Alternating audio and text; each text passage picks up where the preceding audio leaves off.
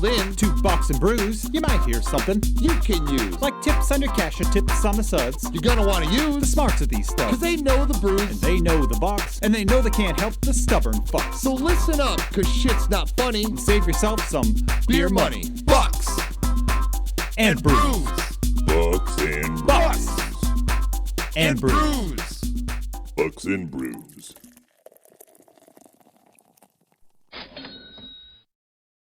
Welcome back to Bucks and Brews. So hit us with your new opening, Nick, so we don't forget.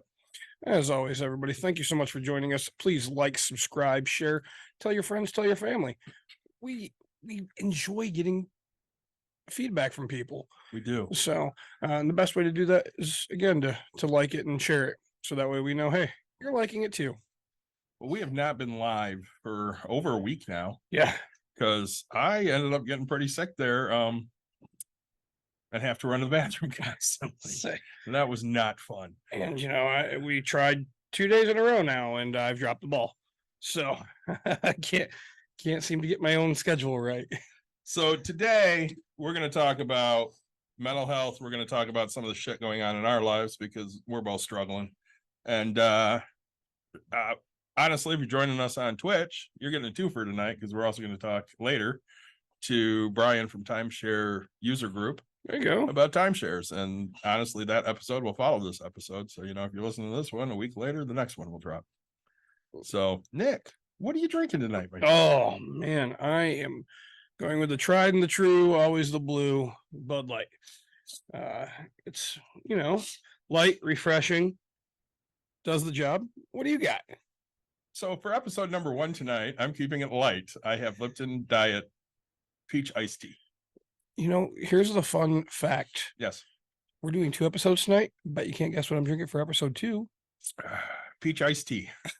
Bud Light. So don't share that with everybody. Don't tell them. So we've had a lot of stuff going on lately, and I know I've been struggling hardcore, and I know you have too. So I kind of wanted to delve into some of our issues here, and talk a little bit current events that are going on with us. So before we get into our bullshit, Yeah. reached out to a lady online the other day. Yep. Because she needed some financial guidance, and I'm providing that. Good. She's not in financial peril. Nope. But she feels like she is. Well, she feels like you and I feel. Well, I would say she feels more like me than you. Possibly even worse, though. Right. Well, I mean, Because you know that at some point you're going to sell a house. right. Whereas she's probably not going to work again. Right. She's going to end up going on disability, and that's not going to pay her what she's used to. Okay. So she's going to have to make some major cuts spending wise. All right. Let's have a little fun here, folks. Bucks and Brews, this is Nick. Hello, Hi. this is Rachel with the Medicare Department of Healthcare Benefits.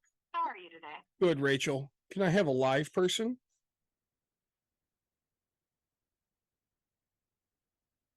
Calling today because the updated plan for Medicare has been released, and it may give you some better access to things like dental. We have too much stuff to do. Yes, It's going to take way too long for us to get a. get an actual person Yeah. on the phone. So, anyways, so I'm giving some advice. I actually pulled you in for some advice. Yeah. She even called Rob. Yeah. It's funny because I called Rob right after to get the basis of what he knew before I Right. went to the other option. Right. So gonna see how much I can help her out. She's done a little bit of investing. I think we could do better than what she's done. Yeah. And of course, my first thing is we have to have a written budget, Yep. and she does not have one. So I sent her our budget template, our Bucks and Brews budget template. Yep. And said, here, fill this out. And I'll probably talk about this from time to time as I help her through this little journey here, and hopefully we get her where she's not freaking out. Right. I mean, she does have a decent amount of savings, and even though it's scary, there are options. There's a lot that can be done. Yep. So, well, and it's weird. You can have a crap ton of money and still not be able to have things. So, Yeah. right, we just said, right, she's working on getting disability, but doesn't have it. Right. So trying to rent a place, who's going to approve you? Right. You know, I have all the money up front. Well, again, somebody like me, I don't care about money up front. You can pay for a full year, but what happens after that, right? Like, and so, you have to find somebody that's willing to take that risk and say, hey, sure, let's, you'll get it, but if you don't, then you have to go. But Well, and I think the thing that worries me the most about her is desperate people do desperate things. Yep. So she has a dog, felt like she had to find a place immediately. So she found the first place that would take her with a dog, yeah, which is a 6-bedroom house for $2,650 a month. ooh, And she's locked into that lease until April. Yep. That's a lot of money and a whole lot of house. Yeah. For a person and a dog. Yep. So we rent out the rooms, baby. That's what is being worked on. So we'll see what happens. I mean, again, we'll talk about this journey, not giving any specific information out, but Yep. just letting people know that, she's doing the right stuff or the wrong stuff or how we're helping or whatever that case may be. Yeah. And so that's the biggest key is we're here to help, right? Yeah. We can't guarantee we're going to give you perfect, but we'll help along the way. I shared this with you. So the lady goes, well, somebody told me that there's no way you're going to do this for free. You're going to try to sell me something. I said, well, that person sounds smart because most people would. Problem is, I don't have anything to sell. So here's what I'm going to sell you. Listen to our podcast. Right. Tell people about it. Yeah. That's what I want. And then she was talking about, having some depression. I said, hey, you want to get rid of your depression? Book an appointment at Break Room Therapy. There's my sales pitch. That's it. Right. Say, there you go. Yeah. And we'll even give you a $5 discount to come in. That may happen. To say, no, and that, take yourself out to dinner because don't you guys do like 10% if you bring a receipt in? Yeah. See, there you go. I saved you $5. Any of our vendors. Yeah. So, yeah, I'm interested in the journey as well because it's a different one. It's a new one, right? I kind of went through a little bit with my mom. Yeah. And so like I know, but she had housing, things like that. But this person has housing, but it's just too much for their budget. Yeah. So you gotta figure that out. Money, a big chunk of money only lasts for so long when you're doing nothing to grow that money. Correct. So friend of the show, the great Steve Henderson. yeah, we've had him on a few times. He had surgery today. Had a pacemaker put in and everything went really, really well. Yeah. He is at home resting now because he's very, very tired. Yeah. I told him to take lots of naps and get better so we can have him on again soon. Yeah. Can't wait. That's going to be a fun, exciting because the update is we were going to do the Great Hendy golf outing. We were. And then we were told that the Great Hendy wasn't even going to be at his own golf outing. Which kind of put a damper on playing in the Great Hendy. Yeah. Especially because that meant my partner would not be there as well. Because Nick had decided Yvonne was going to golf with him and all they were going to do was drink old fashions in the car. That was going to be a day to remember. I'm telling you that. Somebody would remember, but not necessarily you. No, let's see. Man, we talked about it at the beginning of the episode. I've kind of dropped the ball on episodes and things like that. I have my schedule in my phone and I try diligently to put things in there, but I'm realizing even if I have shit in there, for some reason, 1 and 1 doesn't equal 2 to me right now. We were talking Tuesday. Tuesday. Yep. Sounds great. Tuesday. Great. We're going to do it. We're going to do the episode Tuesday. Yeah. Got somebody lined up for Tuesday. And I'm like, we're into Monday or something. It might even been Tuesday. And I'm like, Tuesday. I'm looking at and here I'm talking to David. I'm like, oh yeah, Courtney and I going to the deck tonight. Like I have a real estate event. Like it's been planned. And I was like, dude, it's been planned for a month. Like, dude, I can't do a podcast tonight. I don't know how this happened. Right. Like here I'm like, yeah, we're talking about doing Bucks and Brews. And I'm also talking about being in somewhere else. And I literally said, hey, is tomorrow good? And you go, yep. Tomorrow's good. So I get a hold of our guest. I'm like, hey, something came up. Can't do Tuesday. Yeah. Is Wednesday good? And he's like, yep, Wednesday's fine. Got you. Right. And that one wasn't actually in my phone. Okay, well, at least there's that. But my wife and I had been talking about it because, my buddy's home from Texas or whatever, and he's in town because he's going to go do the Port Huron to Mac and then the Chicago to Mac. Yeah. So he's like, hey, meet at mom and dad's house. Mhm. Wednesday.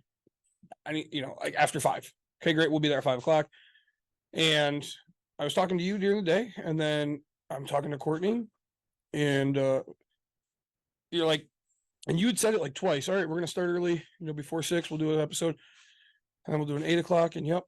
And as I'm talking to my wife, I was like, I have an 8 o'clock, and she goes, "What?" And I was like, "Son of a, like, how did this happen? How did I really back-to-back days just screw this completely up?" So I called David, and I was like, "Dude, I can't do tonight. Like, I have plans. Like, I've already, like, my one of my best friends is in town. I see him, twice a year, or 3 times a year, whatever it is, like very limited, right? And so I already have plans. It's already in the books. Like, I don't know how this happened." And that one, it was just like, it wasn't in my phone, but we had been talking. Like, Yeah. I'm sitting here telling you I have these plans, and it's like, I feel like in your head you didn't realize, because you were just like, yeah, you've already said yes to the podcast. Right. And I'm talking to my wife, and I've already told her I'm doing a podcast, but I'm also telling her, yes, I'm doing this thing. And I'm like, I'm not going to go do a podcast like while I'm talking to them, because yeah, our podcasts don't last 5 minutes. Right? Let's say, if it was like, hey, I could jump on and jump off, that's fine, but I can't. And so then, today, Thursday rolls around. Is Thursday good? And I look at my phone, and I was like, yes. And I was like, but wait, let me look at everything. Like, so I call my wife, I look at my phone, I go back through some text messages for the little bit of time, and I'm like, dude, Thursday's gonna work. So then halfway through today, I'm even like, Courtney, can I go just before 6? We want to start or something? And she's like, yeah, that's fine. I was like, okay. So like, I officially have today. She's like, oh, you're doing an 8 o'clock. I was like, yep, I won't be home till late. Okay, great. Like, so I officially have to, and it finally worked out. I'm just like, oh, and so you had to go back to this guy. Yeah, I emailed him again yesterday, and I'm like, hey, sorry, something came up again. Can you possibly do Thursday? He's like, yeah, Thursday will be fine. I'm like, super. Thank you so much. Yeah, just what? And it never happens to me, right? No, Like, it never happens to either one of us. I'm so used to knowing my schedule for the most part, right? Like, I tell people, like, I'm kind of on call, and I know, so like, if I have to go, if I know that somebody's going to need a payment this day, I'm just like, hey, I could probably do lunch.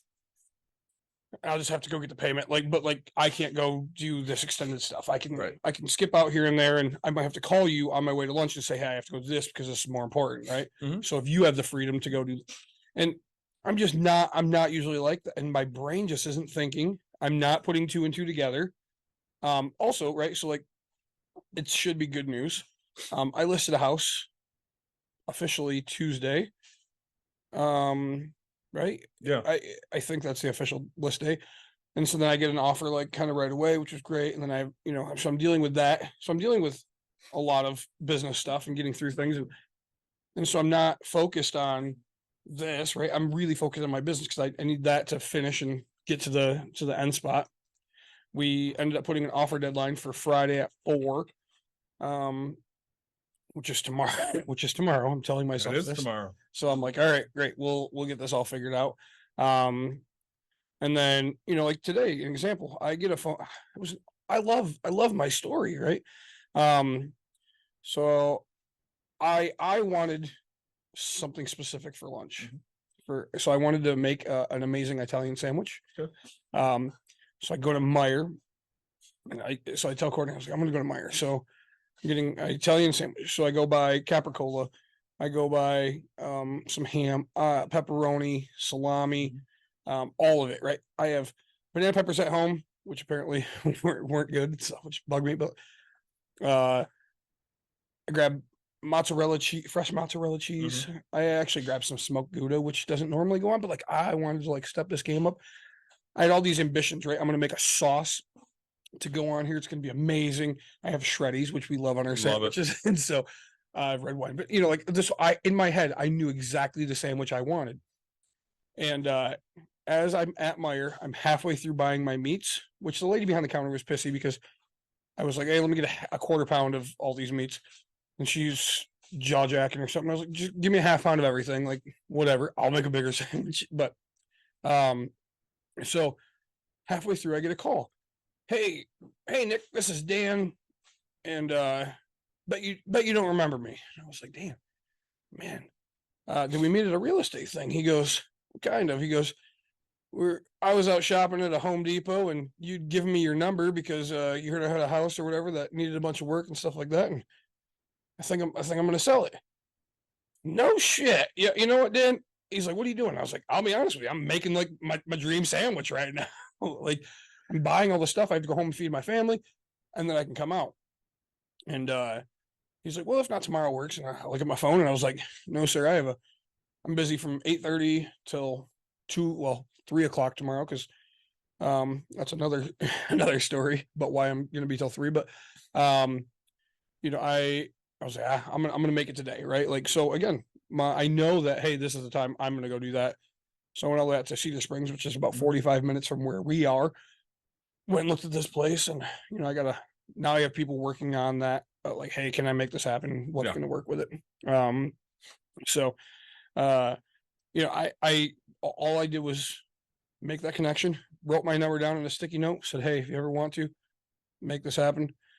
And it's been a month, maybe 2. Yeah. Right. And he reached out to me, and I was like, it was great. Like, and even if I don't buy it, which I don't, and this thing's down to studs and needs siding, it's but Needs a lot of work. But the plumbing's done. So the plumbing is almost done. Everything needs to be kind of like hooked up. Mhm. The electrical is to the panel. It just needs to be plugged in. So I still need all the drywall. I need insulation. I need siding on the whole entire thing. Windows are in, all but one, and then doors, stuff like, but brand new septic tank. He's still going to install the water heater. And the well's like new. Everything's brand new. It's just 90% of everything is done. Like, the furnace is there. It's just not. Yeah. The electrical hasn't been hooked up to finish it, stuff like that. So I'm like, all right. I just figure out my numbers, what this is going to take, and I was like, man, what I do works, right? Sometimes I forget, because you go so long without hitting that base hit for a connection of somebody that call you back, right? Yeah. I go to all these meetups all the time. And usually I'm, shaking hands. And one thing I pride myself on is, one of my meetups, we do a thing, and we talked about on the podcast with Sarah. Yeah. About, have people have a couple seconds to introduce themselves and say what they do and what they offer. That way people can connect quicker, without having to because what you'll find is you'll click up and you'll pop up, right? And so, I always get out and I was like, hey, if I haven't met you before, I want to meet you. I want to shake your hand. Even if we can't help each other out in business, I want to know that I'm here.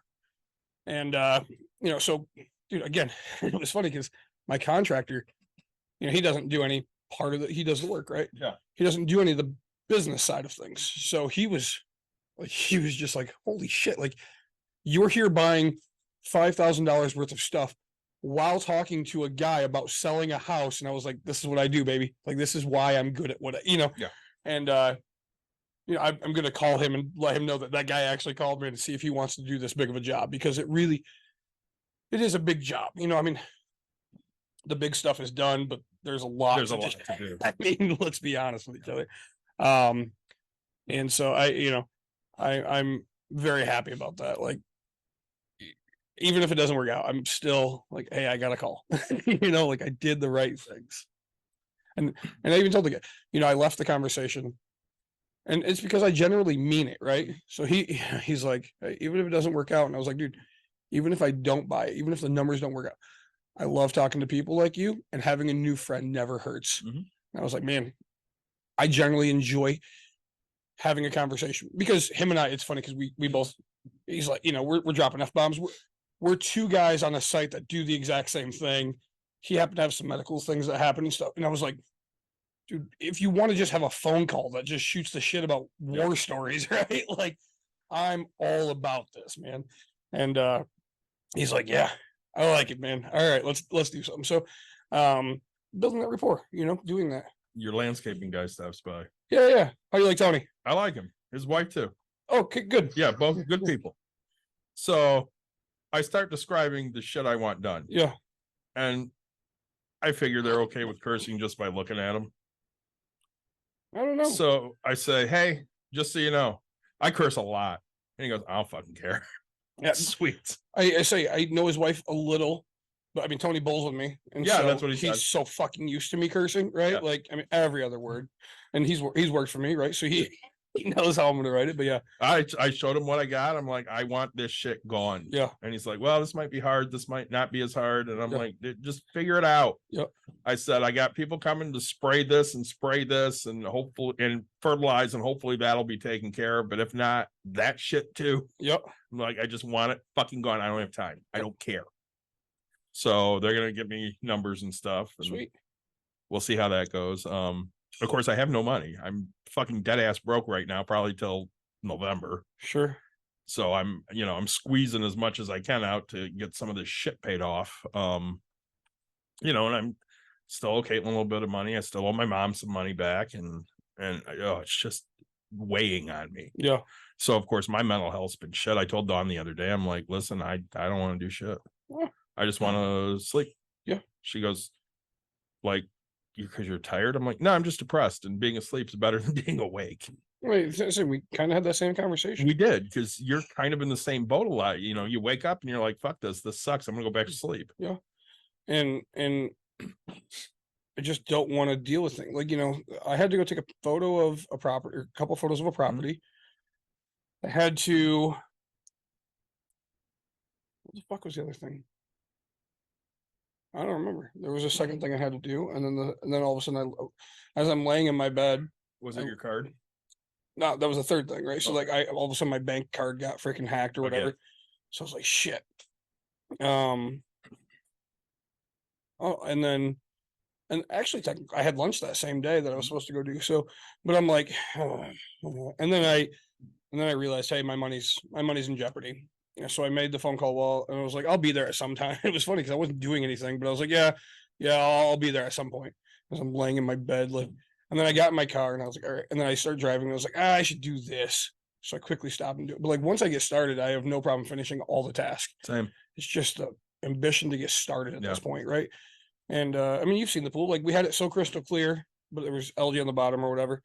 But then of course my dumbass goes and vacuums, and so that kind of made now it's green-ish, and it's like not settling and doing the stuff. So I can't win. I can't get to a point of, we talked about it, like you have weeds or whatever. I've pulled weeds. I just let them sit there, and I'm like, I can throw them back in my truck and I'll eventually take it. But let's be honest, that's not going to happen. Right. I'm just like, There's Yeah. better things you could do with your time. yeah, the problem is I'm not doing anything better with my fucking time. No, I'm I laying get in goddamn bed. Well, and part of that's the depression. I mean, Dawn and I were watching a special on Robin Williams last night. Oh, really? Okay. And I've talked to her a little bit, that I am concerned about you. Yeah.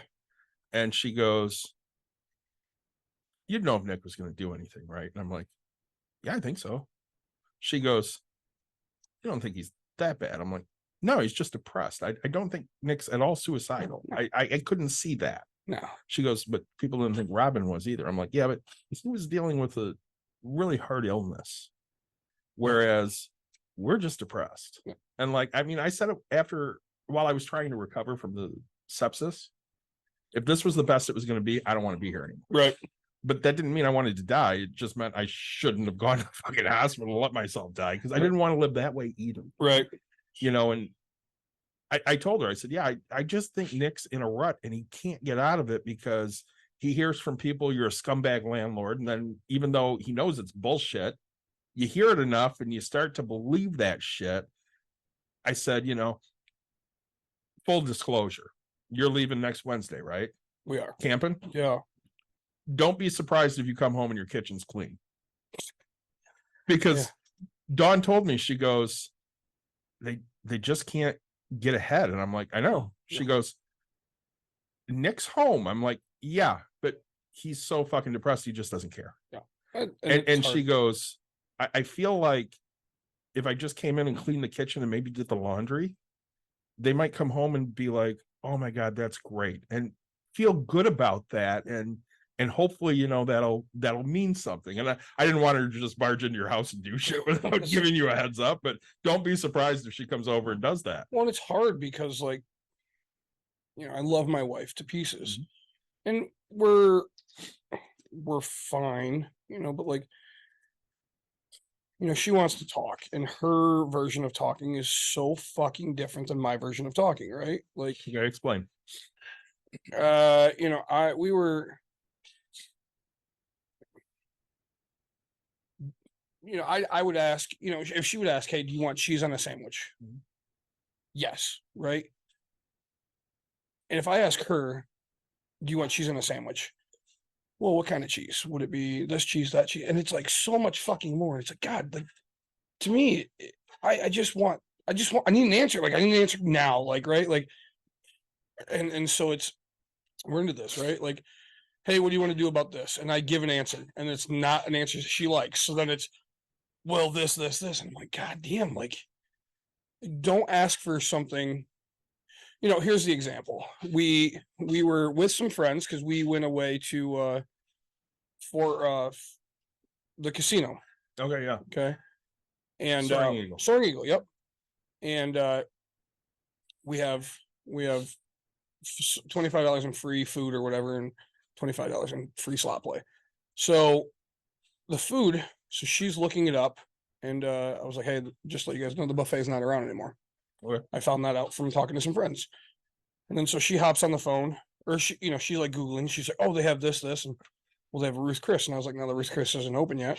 It's still being worked on. Well, it says it's taking reservations. And I was like, yeah, reservations for when it's open. Well, no, I think, but it said tonight or whatever. And I was like, okay. It's not fucking open, but like, whatever. And so I was like, look, just call. Well, what do you mean? And I was like, hop on the phone, make a phone call. Well, who am I calling? Call the restaurants to see if we need a reservation. Well, I have to call 4 people. Yep. Or you can hop online and fucking do what you're doing still. Like, you're annoying me at this point and you don't see it because I told you how to fix this problem, right? Get on the fucking phone and call. Like, to me, this isn't fucking rocket science. Like, you asked me, oh, well, do we need reservation? Do we need this? I don't know the fucking answer. I know how to find the answer, and I've given you the solution to figure it out. And you're sitting here going, well, we could just look at this and look at this. So then I'm already irritated. And so I was like, fine, we're going to fucking Ruth Chris, because I was going to prove a fucking point and that it's not open, right? We're going to Ruth Chris. We get there, and they still think that Ruth Chris is available, even though we walked the whole casino and nobody's seen it. But so I was like, hey, do you want to go to this place? And she goes, oh, we were thinking about going to Ascend. Fine, we'll go to fucking Ascend. And she's like, well, we can go there. So we go to Ascend, and I look at the menu, and it's bar food kind of a thing. And I was like, I didn't really want to, like, I wanted a steak at this point, right? Like, right, because you were talking about Ruth Chris so much. Well, just like I'm spending 25 in free, like I want to get like the best out of what I can get, right? So I ended up with some nachos that I hated, but like I didn't want a burger. Plain and simple, I just didn't want a burger, right? Yeah. But like that's what they had. And so it's fine. We ordered appetizers, had our food. And I'm fat, dude. Like as long as I eat, I'm okay. Right. Like so then she's like, why can't you just have a discussion about it? And I was like, because it's not a discussion with you. Like, that's not like what we had right there was not a discussion. It was, you needed an answer. I gave you the answer. You just didn't want to put that into action. Like, it's not how you would fix it. So if you're asking me, what do you think? And I give you my opinion of what I think, and you don't do it, that you're right. That's not a discussion, because it's not how you want to have the discussion. You want a whole different answer. You want something put differently. Is there a again, I go straight to the source. Did she want you to call? No, I have no fucking, like, she just wants to like figure out if she has to do it online or I don't know, right? Like, I'm not going to sit here and have that conversation, because again, I have the solution, right? Plain and simple. David, if I'm trying to figure out if fucking Subway's open, I have 2 choices. And call them or go there. Factual statement, right? Yeah, because if you look it up online, that doesn't necessarily mean anything. Exactly. We were coming home yesterday, and it was really late, and we had eaten earlier with my buddies, and then we drank, and then we got, we left. We got home at like midnight, but Wendy's in Hudsonville actually closes at midnight. We got there at like 11:50 or 11:45 or so, and our food was so fucking cold, and except for we had really hot fries. But Mike's gonna join us, and I didn't care, right? At like this point, because I wasn't starving, but I could eat. Yeah. And so I'm like, I didn't tell her to call, right? Because I just had this conversation about it, and you knew what was going to happen. I was like, right, not a big deal, right? If they're not open, I guess we don't eat. Like I don't care. So it's that. Mike and I are matchy. I just Matchy. Yes. You know, so it's that type of stuff, right? Like her, you know, hey, what do we do about this? So Here's in my head, here's the response, and then you don't do the response. So like, why should I care if you're not going to listen? You know, like sure you're listening, but you're not acting upon listening, right? So I'm going to tell you what I've experienced in the last 2 months. Yeah. Okay.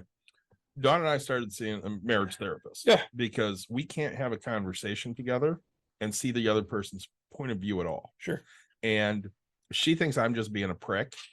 And I think she's negating every feeling I have. Sure.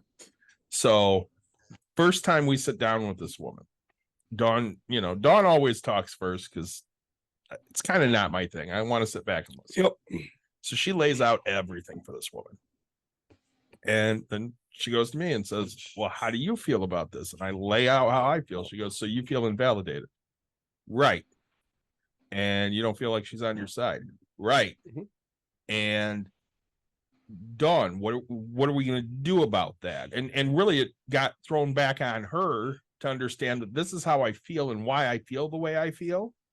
And having that impartial person validate how I was feeling really helped her and I talk to each other. So since our first time talking to her, which was right at the beginning of June, we haven't had a fight. Good. Like we've had a few dust ups because again, I'm depressed. So I'm extremely irritable, but she'll say to me, hey, you're really worked up today. You okay? And my answer is no, I'm not okay. I'm really just not feeling right. I can't pinpoint it. I don't know why. I'm not mad at you. It has nothing to do with you. Yeah. And that's been able to keep us from having a stupid fucking fight because that's what we do. We have the same stupid fucking fights that you and Courtney have. Yeah. Why are you upset? I'm not. Right. And then they ask so many times that now I am fucking upset. If you ask me one more fucking time, I'm going to be absolutely livid. Yep. And it goes to that, right? And it's like, but also, you know, I don't want to beat a dead horse. Like, Nick, why are you upset? Well, because I'm stressed about my fucking house and I have to get it for sale. Well, now I'm stressed that it's for sale. Now I'm stressed I won't get the offer. Hey, now I'm stressed that the offer won't close. Now I'm stressed. Like, I have 2 months of stress, and then like, well, you know, hey, if it's doing this, you shouldn't do it. That's where I make my fucking money, you know. And so like that, it's like she doesn't want to hear it. But like we go back to the house cleaning thing, right? And I've tried, so I don't do dishes. Yeah. I don't do anything, but say, but like I've gone above and beyond. Everybody's gonna think I'm an asshole, blah blah. But like normal, like I just dishes is the one thing I just don't like to do. And so I've been unloading the dishwasher like on purpose, right? Just to make sure she knows that I'm still making an attempt, right? And she's thanked me for it type thing. But it's like even in her head, like so in my head, it's like, hey, I've done dishes, so that way you don't feel overwhelmed by that dish aspect. It's like, damn, she hasn't even like she'll load the dishwasher, but it's like we're both just doing that. The bare minimum. But it's like, and what pisses me off is like again, I have a solution, right? I've told you we've had this talk. How many times have I said I'll hire a fucking cleaner, right? And she doesn't want to. And then we get to the house and it's disgusting. And I'm like, we could hire a fucking cleaner. Well, you know, we don't need to. Then go clean it. Well, we can clean it. Okay, great. Pick a fucking room. This is how I work. Like this, you want to clean? We'll clean one thing at a time. Well, if you just take care of your stuff. All my stuff is in a fucking pile right here. Don't touch this pile. Yes, if that's the one thing that's keeping you from cleaning all of the rest of it, I'll be the last one to take care of it. You get everything else done, and I will take care of this fucking pile. And if you throw more into my pile, I will make sure that pile's fucking gone. Mike hates us. Obviously.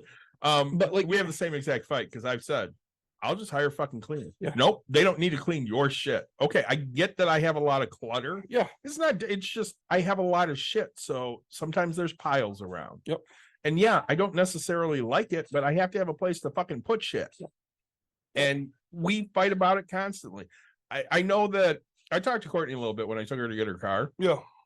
And I told her, I said, you know, I don't know what Nick tells you at home, but I know that when him and I are talking on the air, he says all the time how much he loves his wife. Oh, yeah. She goes, yeah, it's hard for me to believe because I don't hear it enough or I don't hear it much. No. I'm like, well, that's because you guys are constantly bitching at each other. Well, so and I think the difference is I say it so much to where it's just become a normal thing, right? Like we're at the casino or whatever, and to tell you, like, so we kind of met at like husband, wife. So husbands are hanging out, and so she comes up and, oh, are you down? And I was like, yep. All right. And then she's like, all right, we're gonna go get a drink. Okay, bye, love you. Right. All right, love you too. And then walks. And so like I say that, I mean, you see it all the time, like when you're at the house, like, hey, you guys want food? Yep. Hey, can you grab that? All right, thanks, love you. Like, and so I say it just like as a natural type of a thing, like as a goodbye or a hello, right? Hey, love, that type of a thing. And so it's like, the other day she said some bullshit, because we were talking about the not talking thing. She's like, I guess we'll just live a sad married life where we act like we're doing whatever. And I was like, that's how the fuck you feel? Like, that's so bullshit, and then she made a comment that it wasn't supposed to come out the way it did, but she didn't understand that it totally came out that way. Right. Yeah. So the example was, we were talking about her friend who is a nurse or whatever, makes good money. And so now she's making enough money to where her husband stays at home with the kid. Mm-hmm. Her other friend's having a baby, and her baby dad is on disability. So he stays at home. And then and she goes, yeah, we said, oh, isn't it funny that all of our dads are stay-at-home dads? I was like, I have a fucking business. I run my goddamn, like, I just lost. And she's like, I didn't mean it that. No, I was like, you fucking did. Like, I'm not, like, you're attacking me as a person at that point. Like, this is the whole thing. Like, I don't need to be looked upon as a god, but like, you need to understand that what the fuck I do, I take very seriously, and you don't respect that, right? And then we have that conversation. I'm like, well, I didn't mean it that way. Then say what you mean next time. And now you're sitting here trying to backtrack. Like, you guys thought it was funny that, oh, there's 3 stay-home dads. No, I still bring in plenty of fucking money. I happen to have my time that I can do the things. Like, you've pissed me off. And like, she doesn't understand like how much it hurt. And like, because I'm when you think of a stay-at-home mom, right? It's like the person that doesn't bring any income and they do this. No, like it's like me telling she's a stay-at-home mom because she works from fucking home. Right? You and I take that shit very personally. Very. Dawn had said to me a few years ago, well, you just work from home. You don't work that hard. And mind you, she had worked from home for quite a period of time as well. Yeah. And that just sits in my brain and rattles around forever. When we started therapy, I'm like, listen, she says this shit and it pisses me off. Mm-hmm. She goes, I haven't said that in a long time. I'm like, doesn't fucking matter. It's not like you backtracked on it and said, oh, I realized that even though you're not physically, going to a job and working, physically hard, that your job does take a mental toll on you. It's not that fucking easy. And again, I enjoy my job, but it's still a fucking job. Yeah. And I have to use my brain, and that tires me out, especially now because my brain doesn't work like it used to. Yeah. So everything I do tires me the fuck out. Yeah. So if I have to sit there at 1 o'clock and log off for 30 minutes to take a fucking nap, guess what? I'm gonna log off for 30 minutes and take a fucking nap. Yep. It's not like I don't get my hours in, but I might have to do it a little differently now than I did 10 years ago. Yeah. I've been full time at home for 13 years. Yep. 12 or 13, I don't know. But just that dig hurts because then you feel invalidated by your spouse. Right. And I mean, I know last time we were together over at your place, you were harsh. Okay, she pissed you off and you were harsh. Yeah. And Dawn had said something to me. She's like, you used to do that to me all the time. Right. Because you didn't validate anything I felt. You didn't understand where the fuck I was coming from. And you said a lot of the same things Courtney's saying. And I'm not bagging on Courtney at all because she feels how she feels, and that's fine. She's entitled to it. Absolutely. But she also needs to see the other side. And I mean, I talked to her a little bit. I said, Nick feels attacked because of your parents, because of your cousin. I said, these people tell him that he's a piece of shit. She goes, but I do defend him. I said, defended me the one time. I said, he doesn't feel it. I said, I realize that you think that you are defending him. And I'm not saying you're not, but he doesn't feel that. He feels alone on a fucking island. Oh, 100%. So the words are right. So she did defend me, right, for what was said and stuff like that. but we were looking at that house, which we talked about on the episode, right? Yep. And she said, well, it's just really hard, to when people say all these things and now we're going to go out and buy a $500,000 house. And I'm like, see, like in your head, like that's what comes off. Yeah. You're not proud of what I do. You're not happy with what I do. I'm not making, like, you don't put me off as this. I don't need a God persona, but like, I need you to understand that I've provided, I've done what I need to do. Like, you're not proud of me, right? And like, I need you to feel that way for me. And it's so, and she doesn't get it and understand it. And it's hurt. Like, I'm sitting here just going, wait, you don't want other people to understand that I just spent so much discount of rent. I bought people out of this part of thing. Oh, well, some people could look at it as taking advantage of. You don't need to be that some people, right? Like, understand the good side of things. Like, you can look at a fucking glass as half empty or half full. Which one are you going to look at, right? Like, So, and but like, it's the things like that really get to me, because it's, holy shit, like, you're not seeing the words that just came out of your mouth as any bit hurtful because you don't think it is, right? well, and it doesn't, there's no validation for you there. Yeah. So like the person I'm helping, Yeah. bought a piece of artwork for $27,000, still owes 20 some odd thousand. I think 20. Let's just say 20. What's it worth? I'll give you the same answer I gave Mike. Whatever somebody's willing to pay for it. Sure. Supposedly it's worth the 27 she bought it for. Okay. Okay. And she says to me yesterday, I think I might have to take a loss. I said, you better prepare yourself to take a loss. Because right now, if somebody offered you 22, fucking take it. You get $2,000 over what you owe. Yeah. Because at the end of the day, you need assets. And yes, that's an asset, but it's not a liquid asset. Right. And again, you have to find somebody to buy it. The first words out of my wife's mouth is I'm writing this to this person. Almost sounds like buying some fucking grain. Yeah.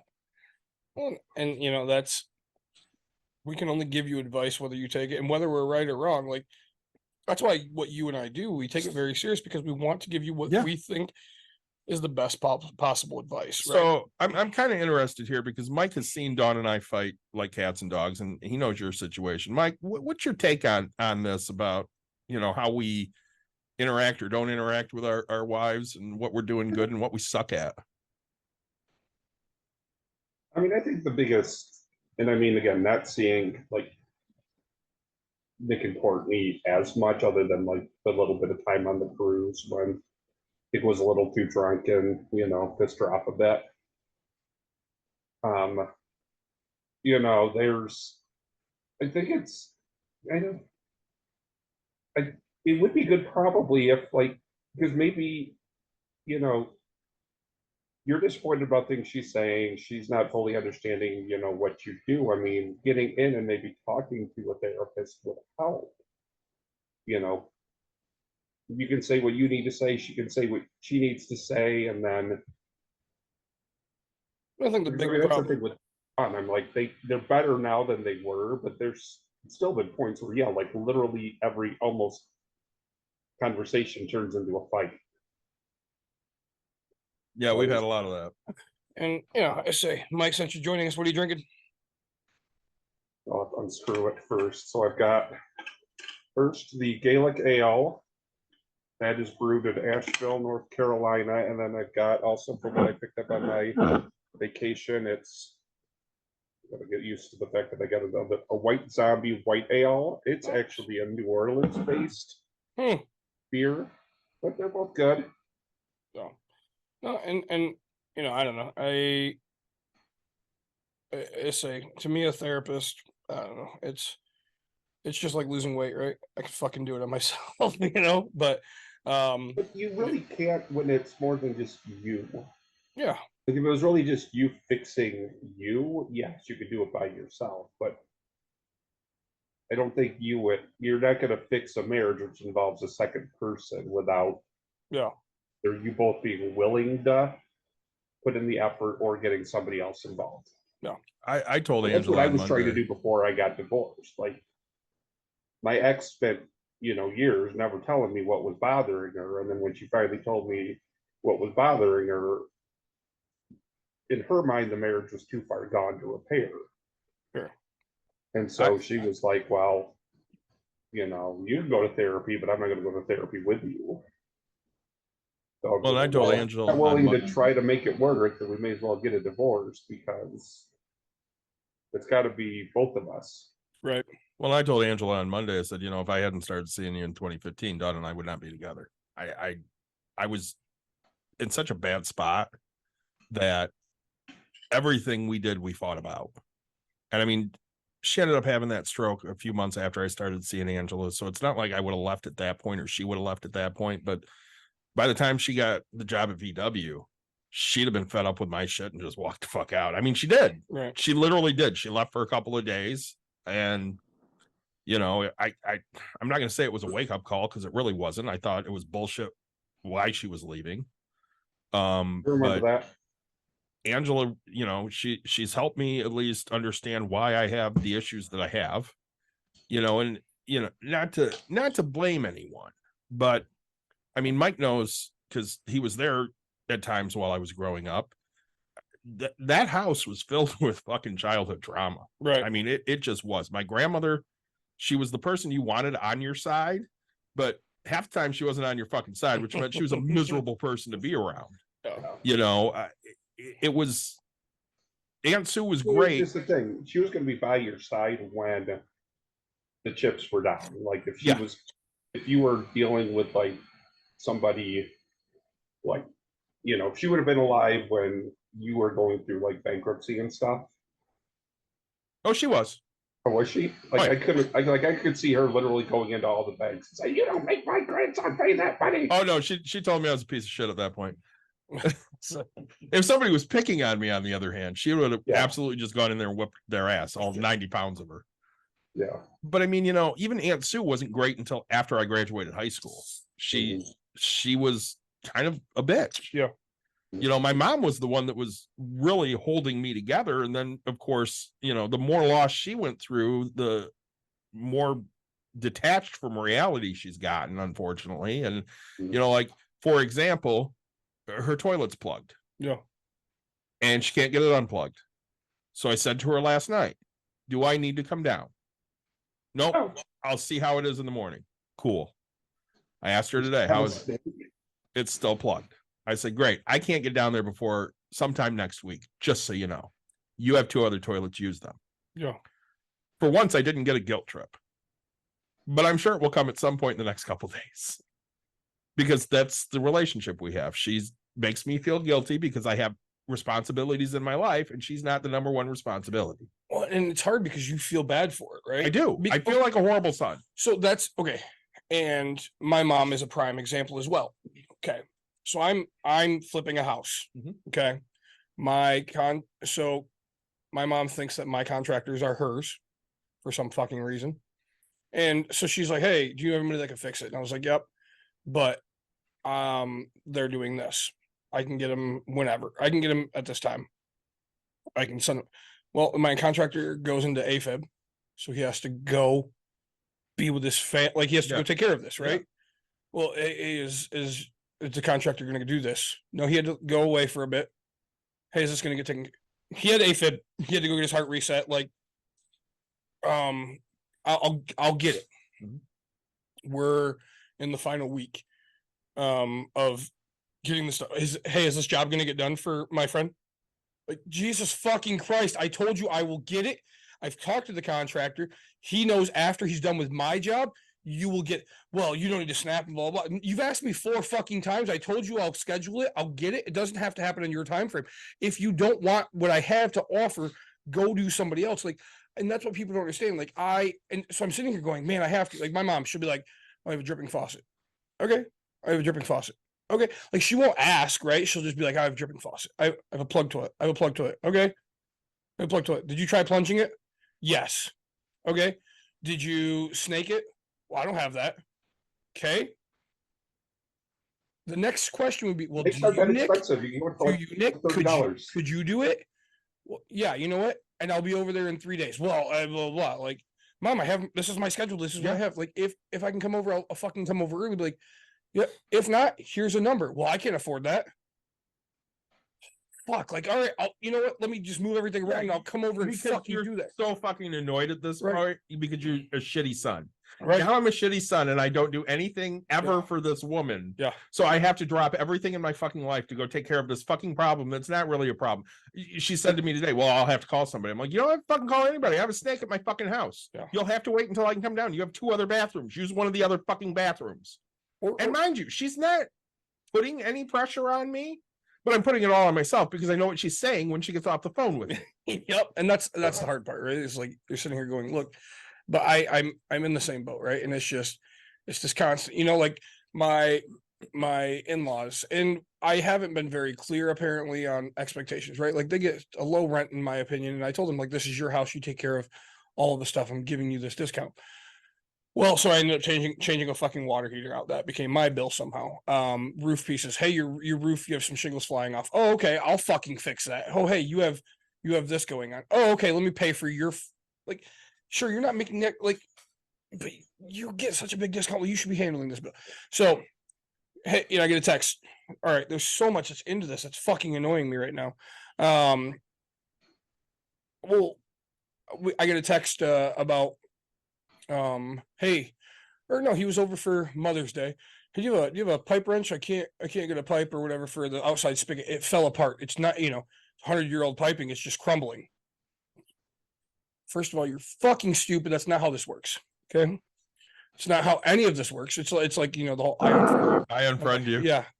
All right, fine, cool. And so he's like, oh yeah. I was like, yeah. And then I get a thing. Hey, do you have a plumber that you like to use?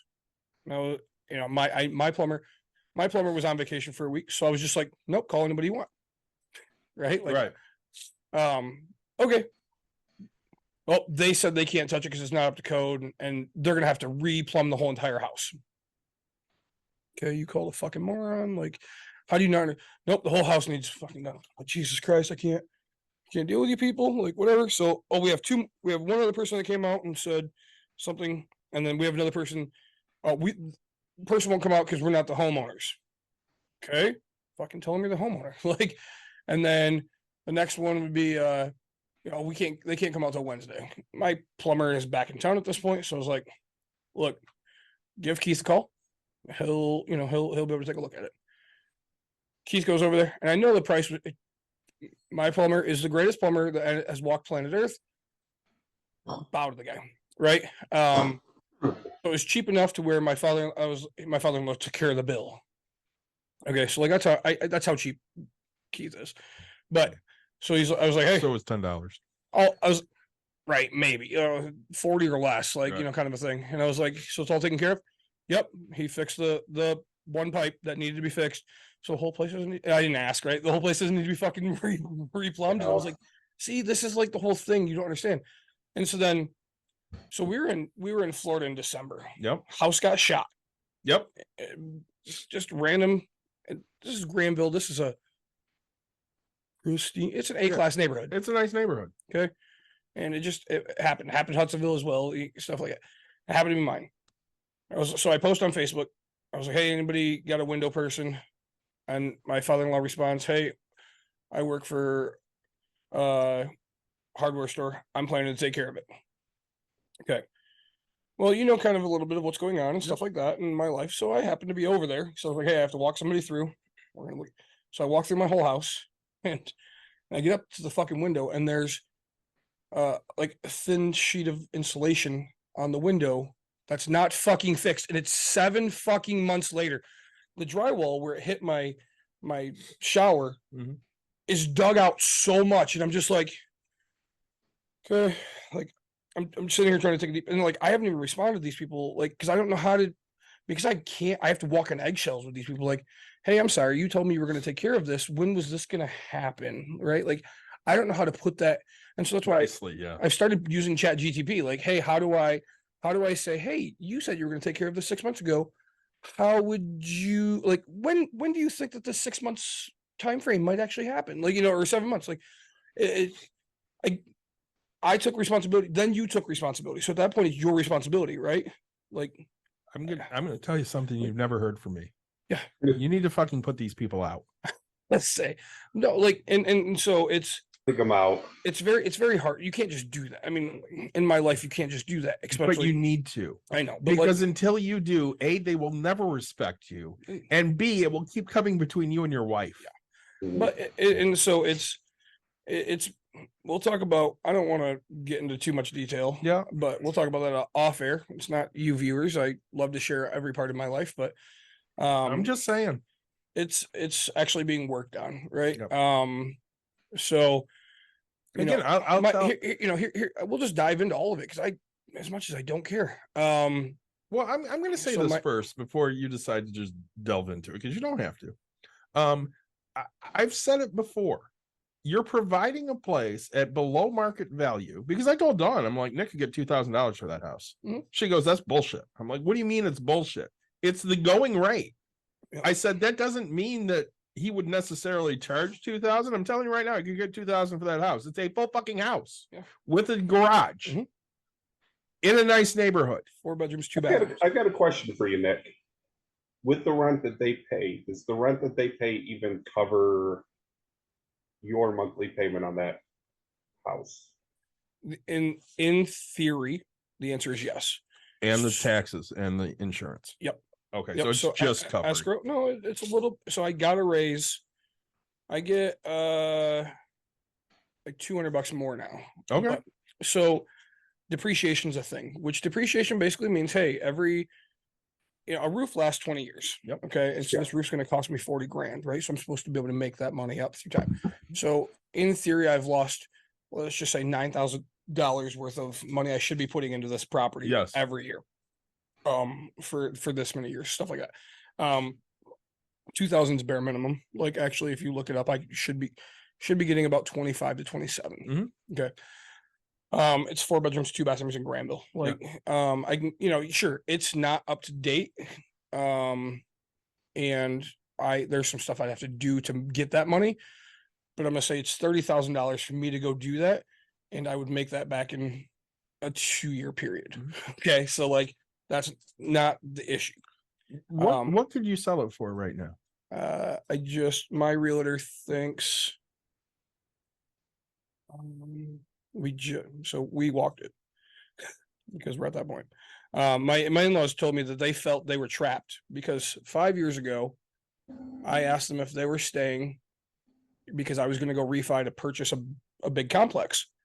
And I was like, hey, I just want to make sure before I screw myself. Well, they said yes, hopefully forever. 2 months later, they're like, hey, something happened in their life. Oh, we got to move. And they put it on Facebook. And I was like, motherfucker, you said you're going to stay. Yeah. Like, I was like, why would you not tell me you'd put it on Facebook? Like, hey, like, and that, like, again, don't blindside me. Like, come to me straight man to man and type of thing. No But, respect. right. And that's how I looked at it. But, sorry. I think we said, I had to figure this out. Sorry. 270.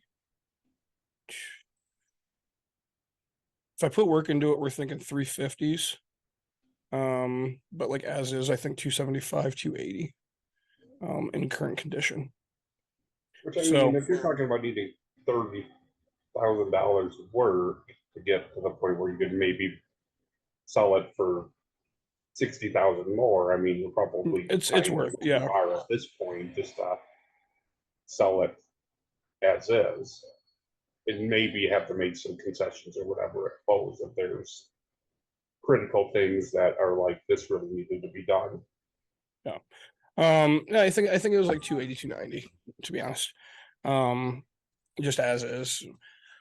So literally doing no work. See your frustration Doing no with work, them posting online that they have to move, because I mean, even if but it's happened 3 times, right? Even if you're only breaking even on this house, yeah, you're still expecting that break even income on that house before you make these other big purchases. Yep. And that was all I did 5 years ago. I asked him, hey, just because I didn't want, because I'm a conservative person. Yeah. If they said no, like I would have said, hey, we got to figure this out because I'm going to sell the house or I'm going to do something, right? Like that way I just have the money. Like I'm going to be plain and simple. Bring in a renter who would pay what you could actually get for it. That might be not right. That was back then. That was an option. Hey, I need more money, or I need to sell it, or like whatever it was, right? Like if you're not planning to stay, I need to figure out what I'm doing with this property, because no matter what, I'm buying this big purchase, because that's life-changing money, and this is just getting me by. Right. So it was kind of that. But you know, so they have a so here, this is what happens.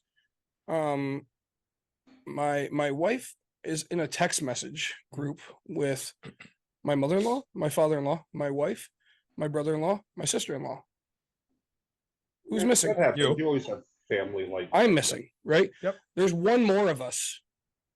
And I said, you guys want me to feel like family? You guys want me to feel accepted? But yeah, you guys have these conversations. Like, who the fuck's not part of this?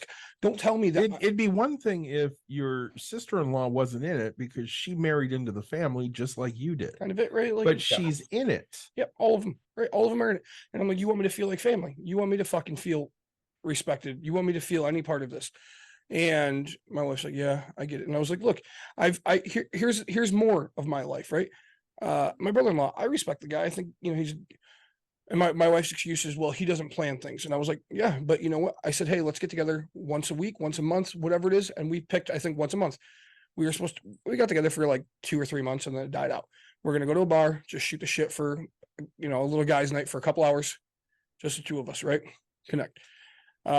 I've been there for my father-in-law, walked through all of his fucking dreams that he wants to do, encouraged him to start anything. Like, hey, go do your catering, I've had conversations. Sat with my mother-in-law while she moved out with, I'll throw everybody's fucking dirty laundry. Yep. She moved out I because remember. my father-in-law was such a shitty human being, and you know, she's back now type thing. But like, I was there for that, right? I stopped what I was doing. I was in the middle, and I drove over there just to give her a hug, just to say, hey, I'm here. Like, and you know what the fuck I get? Oh man, Nick, you're keeping me here in my house. You're keeping me here in the house in a payment I can afford. They had the audacity to sit here and tell my wife, which I get, whatever. They tell my wife, so it shouldn't come to me in that sense of things. I think Nick's mad about the truck, right? Yes. Okay. Yes, I am. I'm jealous of it because you chose a $600 or $700 payment on a truck versus giving me a rent increase for what would be more fair. You chose to choose you in this situation. And I now have to look at a 2026 F-150 that looks really nice while I drive a 2003 beat up thing that your husband backed into, broke my tail light and didn't pay for it. It's still broken at this time, right? Didn't pay for the fucking repair. But like, you're right. Yes, I am jealous. I'm upset. I'm hurt because you chose your thing of a $700 payment versus giving me more, right? Yeah, I'm not afraid to admit, but like, I haven't told them that, right? But like, if you want to ask, I'm not afraid to say that. Like, yes, you were selfish. You chose you. They'll say that to your wife, but they don't give a shit enough about you. Because they know that she's the liberal one who will give. I don't even think it's that. She's their daughter. So she's just going to accept it because she's their daughter. But at the same time, you know, it's different because Dawn has a foster mom, not an actual mom. But during the whole Trump shit, yeah, I told her foster mom to go fuck herself. Yeah, because she was so goddamn Trumpy. And I told Dawn, I said, your mother-in-law or your foster mom is a shitty human being. I don't like her. I don't want to fucking be around her. Yeah. And Dawn still loves the woman, but at the same time, you can't carry on a conversation with her because everything's Trumpy. Yeah. And that's hard. And again, she won't defend what I do because she doesn't feel like she can. Kind of like Courtney doesn't defend what you do because she doesn't feel like she can.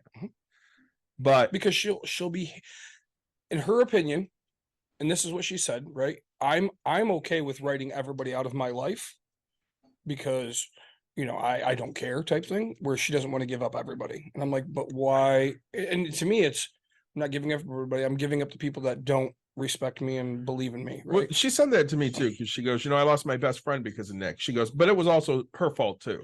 See, and I went, let's walk through that situation. Okay. How long did you and I not talk?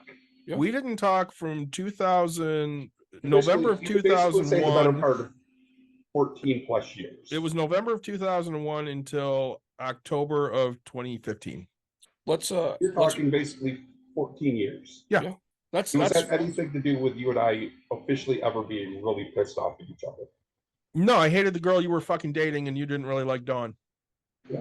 And they fucking But hated you each realized other. after you married her that I was basically So again, everything I saw in Dodd, you finally realized was true, but Well, and I everything mean, I didn't know she was full of finally shit. realized was true. Yeah.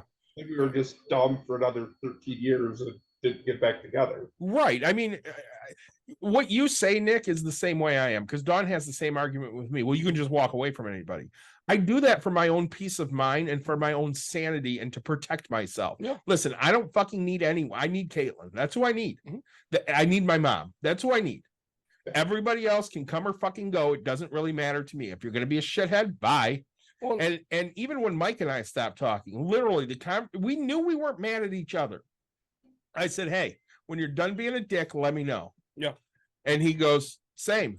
And we didn't talk for 14 fucking years. Yeah. Did you guys ask each other, hey, you done being a dick? No, he sent me a message. He goes, you can tell me to fuck off if you want, but I'm really sorry about Aunt Sue. Oh, okay. And I went, that means a lot to me. And he goes, I would love to come to the memorial, but I'm out of town that weekend. I'm like, that means a lot. Thank you. Yeah. And then he's like, hey, I'd kind of like to get together. And I'm like, cool, let's do that. Yep. And I mean, we literally didn't miss a beat. My And literally it was, I mean, we basically filled in each other about what happened over 14 and a half-ish years by that point. Yeah. And it's like we've never really skipped a beat. No. my wife's best friend, she lived in her grandparents' house that she was supposed to buy or something, didn't buy it, moved into a boyfriend's. I don't know where she moved, doesn't matter. Yeah, moved it, and then she moved into this guy or something like that, and then they were selling that house, and I was like, hey, I happen to have a unit, and I was like, look, I'm not going to charge you security deposit. I'm going to renovate it actually nicer. I did hardwood flooring because I used to just do carpets and things like that. And I went a little above and beyond what I normally do. I charge them quite a bit less rent than, whatever. I just did the normal Nick thing. And so then time goes by. Okay. And then they complain about smoking from the upstairs tenant. And because there's no smoking policy. And I'm like, okay. So I text the tenant and I was like, hey, no smoking, right? There's cigarette butts here. And then tenant, my wife's friend texts me, hey, cigarette butt just fell and blah, blah, blah. Okay. I can't just go for an eviction. Like the thing is she wanted me to do things that she thought was so and that's the whole thing. Like, this is what I want people to be landlords, right? I don't want that, but go be in my situation where you would handle it differently, but legally you'll just get your ass ripped. Yeah. Right. So again, the person threw a cigarette butt down and it hit you. What do you want? And so also this time she's pregnant or maybe had a kid type. I think she might've been 8. So she's in this emotional distress type thing. And so they're like, we have to move out, blah, blah, blah. Okay, fine. Understand. I go over there and I was like, hey, I didn't charge you security deposit. These are the 3 things that I need paid for, right?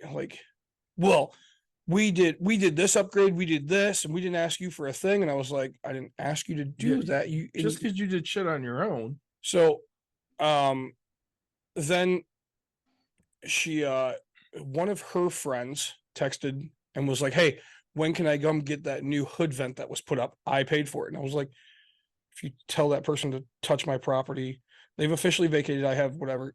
If they go into my property, I will get them for trespassing. This is going to get way at this point. I'm strictly business, right? Yeah. No, you're not entitled to something that you did. It's a fixture that's fixed, right? And it just escalated because I didn't handle the situation the way they wanted it handled. And then they felt they were forced to have to go buy a house, blah, blah, blah. And when she came there, she was all fucking pissed with me, writing me a check for the amount. It was so small. It was $137 or something. Cause she's like, keep this, keep the fucking lawnmower that's in the garage or the shed that's probably still there. I haven't even go check. Basically F yourself. And here's the money I'm giving you. And I was like, thank you. Okay.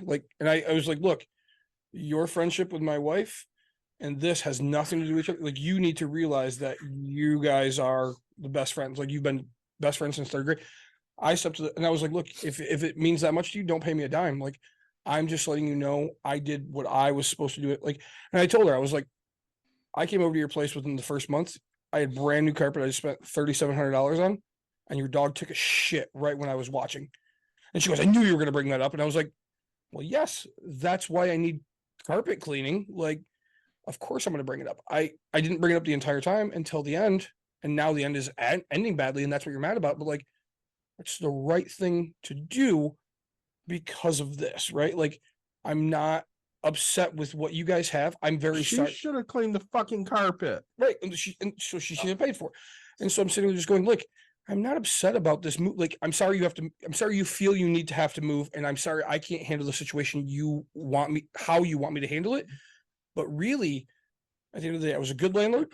I was very fair. I did everything you needed. I gave you this for a discount. Like, I just stated facts, right? Facts are facts to me. Like, and so, it took him, and then she, again, the other friend that got her, which actually is Scott's daughter, which got in the way, that ruined a lot of stuff because she's just a fucking horrible person. But then, they're working things out. They don't see each other very often, but I'm just sitting here going, I'm very proud of who I am. I'm very proud I gave you that time where you had the cheap rent to save up the money to get through school, to get the job that you have now. If anything, I helped you in life get to where you are. You just don't see it, right? Because whether you want to see it, whether you don't, doesn't matter. This is what I've done. And sure, I didn't handle situations the way you wanted it to be handled. But again, it's go fight for me as a landlord in the court of law to say, hey, if people are shitty, I want them out faster. Please go vote the way that you should, because I shouldn't have to have these types of things against me. And most people don't realize that, right? Like, because you smoke in my property, and yes, you flick a cigarette butt down and you caught it on, I didn't. I can have you come testify. Are you going to? Yeah. Okay, great. Are you going to take off 3 days of work to figure out how to get this person to no longer have a lease, right? Are you willing to go to bat for that? Right? Like, that's the only way I can do this, type of a thing. And the answer is always no type. So I'm just like, look, I even send stuff. I'm like, hey, this is what I sent. This is what I have back. This person's denying it. Well, no, they're doing it. I can prove it. Okay. Like, again, are you going to court with me? Right? You have to do something about it. I've done all I physically can do. Right? Like, and every time if I smelled marijuana, I'm like, look, don't want to see it. I don't want to smell it. I don't care. Like, no, it's not going to happen. Right? Like, and because I have that issue. Right? So that was the big thing with my in-laws. Speaking of that, last straw. I'm at contract testing today. Yeah. Dude walks in. Mhm.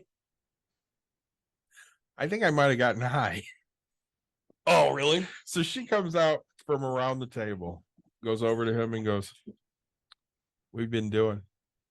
What do you mean? She goes, you smell very strong right now.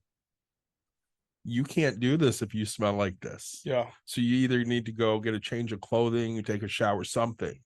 But you can't do this smelling like this. You can't even wear cologne. No. Yeah. And I'm like, huh. You wouldn't think about that before you fucking come in here? Well, and you have to check a checkbox that says, I won't wear cologne, I won't wear perfumes, I won't smell. Don't use scented soap. Yeah. Like, you have all of this. You can't smell, you can't smoke a cigarette. Can't smoke, it says, I think, an hour beforehand. Yeah. Like, you signed saying, hey, this is what it is. Did he get all pissy? No, he was fine. He left. Okay. Yeah. So, but again, people are dumb. Yeah. And they do dumb things. Yep. Well, and what started most of this is we were camping and it smelled like weed on one of the last nights. And I was like, God, it fucking stinks. And my daughter goes, why? It smells like grandma's house. It just irks me every fucking time. And I'm guessing your in-laws? Yeah. Oh. Smells like grandma and grandpa's house. And I didn't think it was your mom, but I had to no, ask. it smells like grandma and grandpa's house. And I was like, it just irks me because, like, my father-in-law got into it however long ago. When marijuana became legal in Michigan type thing, I was like, hey, just a heads up, like, there's no smoking of any sorts on my property. And he's like, you can't tell me what to do and blah, blah, blah. So I was like, yes, I can. Like, this is my right. And he posted, so he sent me something. And so I went strictly into, like, the government, Granville's Granville specifically, and I was like, here's what my rights are. I actually have the full right to refuse anything. You can't, like, as a landlord, you can't do this. You can't smoke on my property. You can't grow on my property. You can't do anything. And like, I knew they grew on my property at one point. I know they smoked in my property. And so then my wife texted them and said, hey, weed was brought up again, type thing. So then they call bitching her out. Oh, I'm done with this. I'm done, and blaming it on me. And I was like, this has nothing to do with me. Like, I told her, I was like, you can handle it, I can. And she's like, I'll take care of it. And I was like, because if my daughter's smelling it and saying this is a thing, I don't want my daughter around. I don't want that. That's who I am in life. Okay.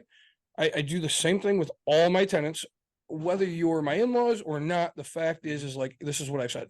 You don't want the place to smell like When shit. you're in a large commercial, like, apartment complex, like the really, really big ones, like the 1,000 units or whatever, if you want to be able to smoke in one, you're usually in a separate building. You're paying a whole heck of a lot more rent because they realize they're going to have to pretty much power wash that thing.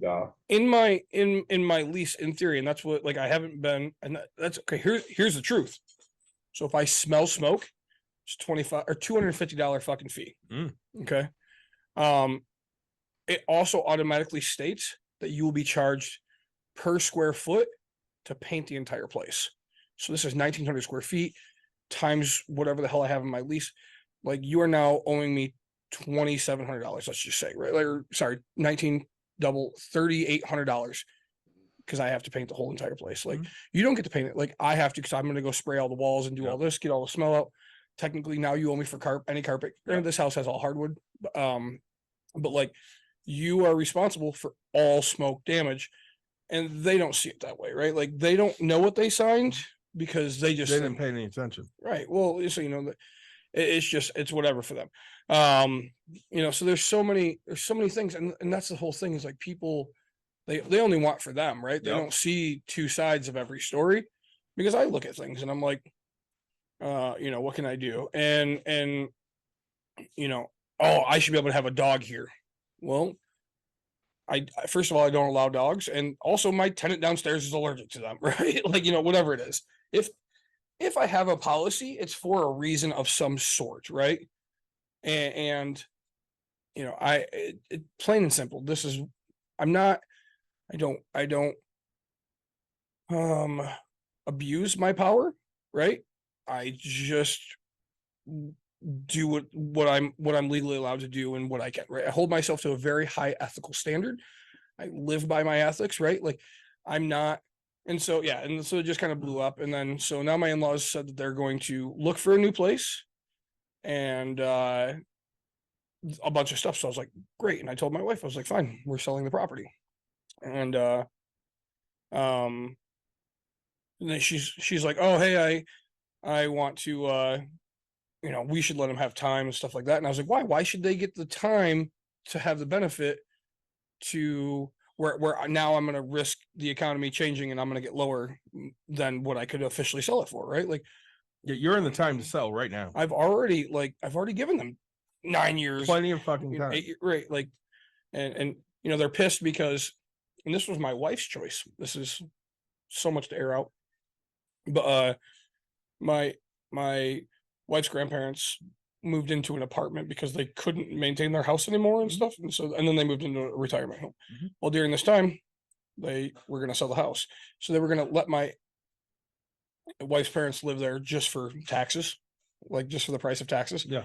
And my wife's like, well, they don't have the money to survive over here. And, you know, we didn't know that end of care was going to end up the way it did. Right. Like, but, you know, he's still in a retirement home and stuff like that, but like, they're not millionaires, right? Like, right.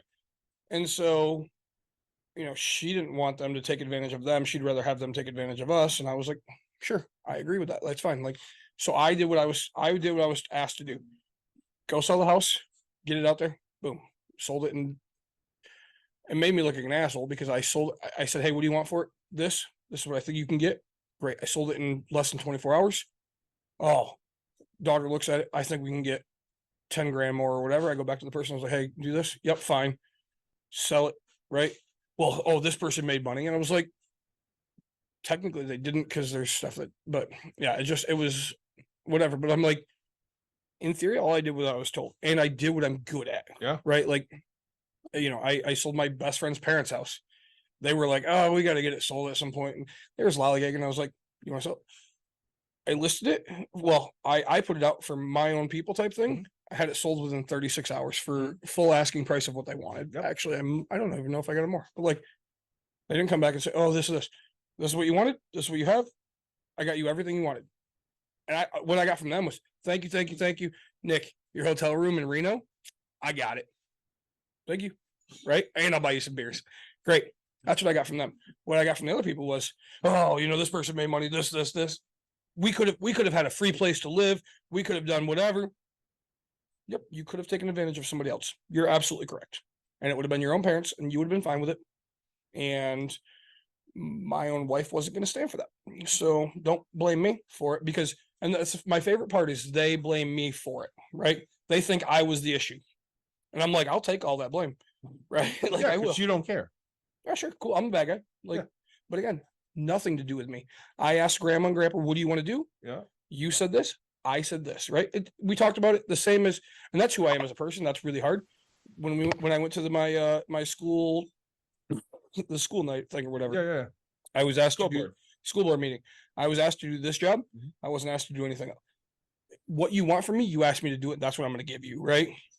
I'll exceed at what I do in that, like, not other things, right? You know what I'm saying? Like, and again, when it comes to real estate, you tend to be really good at it. Right? Well, like, I tell Dawn that shit all the time. I'm like, throw me under the bus. I don't give a shit. Yeah. She's like, well, I shouldn't have to do that. I can be the bad guy too. And I'm like, yeah, but you don't have to be.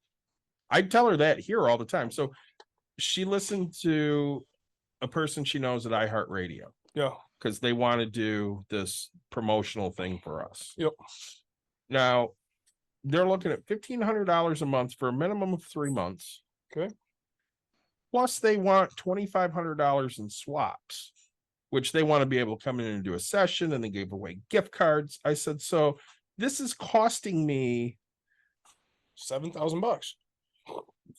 plus that lost revenue on that $2,500 that I'm giving away.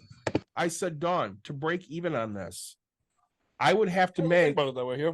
I would have to make over $13,000 Yeah. in direct sales for this to make sense.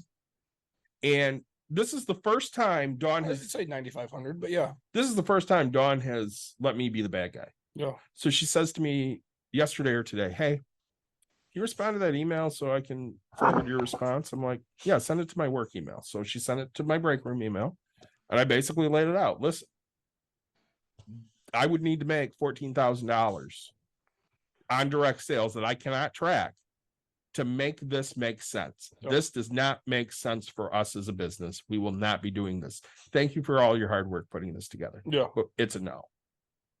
And I'm fine being the bad guy. Yep.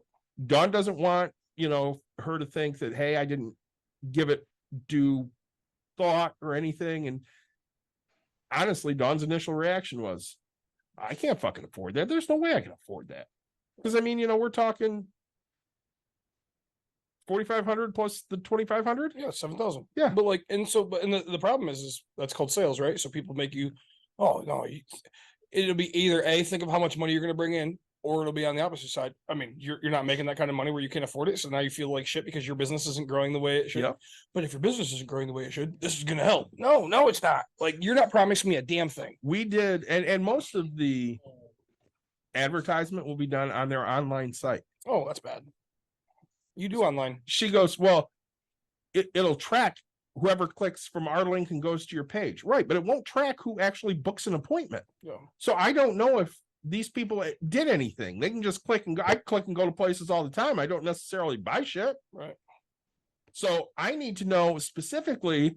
I wonder why Mike's having so many issues. Yeah. I need to know beers. specifically, maybe, what you're giving me, and Yep. what you're giving me doesn't add up for me. It just doesn't. Yep. We did the radio thing for a couple of months before. I think she spent, I don't know, a couple $1,000 on it. Yeah. Let's say. And You didn't see sales. we ask how you hear of us, and people put different reasons all the time. Yep. If 10 people said they heard us on the radio, I'd be fucking shocked. Yeah. Now I know people heard us on the radio because I get messages from friends. Yeah. Hey, I heard you guys commercial. That's cool. Yeah. But people weren't necessarily booking because they heard us. Yep. No, and hers is, you got to be out there and in person and stuff like that. Yeah. And I think that's what, to me, it'd be fun because like she likes to go to events, right? Like the Pride event, and she likes to do these types of things. And I think there's got to be a way for you to have like a mini break thing, right? Something Yeah. that breaks, something that breaks that you could quickly put back together or whatever, and people can, that way it's not glass or whatever. But let's just say, my quick thought, remember those connects, right? Yeah. So like bam, smash the connects and it explodes. So that way people, something small, and then and then it just goes into pieces, and now you have a couple extras. So somebody has to sit there and keep putting. That's just a quick thought, right? But it'd be like, hey, okay, that was fun. Let's see if we can do something else, right? When you think about it, when you go to you ever done the baseball pitch, the 3 baseballs, and you have to guess your third one? Yeah. So right, like, why that works so much, right? Why? Your adrenaline gets on the third one, it gets so much you're usually off, right? Because people can't stay constant. Like they'll throw 2 fine, the third one they're like, oh yeah, I got this, because they want to keep. And so like because the idea is you're supposed to hit 70 70 70, right? Yeah. Or in between the 2 or whatever it is. Yeah. So that's the whole idea is, hey, let's do this. All right, cool, that was fun, let's go do something else, Right. So that way you don't have to have glass and safety things. So no, I don't know, I get worked up and I get it, but like, it goes back to, there's a lot going on in my life, right? And when you feel like everything is on your shoulders, it gets tough, right? And then again, it goes back to words, right? So when you tell me I'm a stay-at-home dad, that just fucking hits me, right? Just after 2 days of you saying, well, we're not communicating, we'll just live a sad married life that, is not communication. I was like, is that how you really feel? Like, and the problem is you and I are the same, right? We're just roommates. That's what I heard for a long time. Right. We're just roommates. But the problem is we love each other, right? And so I want to go to another topic quick. We went to the deck, but it was a real estate meetup. Yep. And my wife got to meet some of the people that motivate me, who are very, very, very, very Republican. Yep. But she also got to meet other people. And I was like, hey, do you want to start going to more of these? And she's like, oh God, no. But because she always gives me shit because she thinks all I do is just go drink, and I'm going to drink and not do whatever. And I'm like, no, I'm building relationships. You just don't see it, right? Like, right. Again, the Home Depot thing. Yes, I've gone to B-Dubs and had lunch, and I'm talking to a roofer, and I'm like, oh, I got these things. Hey, can you go quote them for me? Next thing I know, my lunch is paid for, right? So sure, it's $30 or whatever it is. They paid for it. Like, I'm not doing it to get that, but like now we have a relationship, and now I have a roofer that can go out to Muskegon for me, right? Like, I have these connections that I'm building, and she doesn't understand that everything I do for the like, unless I'm with her, in the sense, everything I do is for this thing, right? Like, yes, I'm hungry. Where am I going? Now I'm going to spark conversation. And like, because that's how I build my business is, hey, I was drinking with one of my flooring guys. For you, don't tell anybody, I'll do it for 70 cents a square, right? Like, type of thing. And it's just like, man, I love you, man. You keep me busy. You do all that. And I was like, dude, thanks, man. Like, we'll make this happen. The event Dawn had here that we talked to Sarah at. Yep. There was no alcohol. Yeah. I mean, it's not like we couldn't have brought alcohol. Oh yeah. But there was no alcohol. Yep. We drank 3 or 4 sodas each. Yeah. But I mean, you are great at working a room. Mm-hmm. Like, I don't want to talk to people, so I just follow you around because I don't want to talk. Mm-hmm. But you do. Yeah. And you never walk in there and go, hey, my name's Nick. This is what I do. You go, hey, my name's Nick. What do you do? Yeah. And everybody wants to talk about themselves. 100%. So they are so happy that you've walked in and said, hey, what do you do? Yep. And that's and so like sometimes I do need my ego boosted, right? Yeah. I'm not afraid to admit that, right? Like, I do.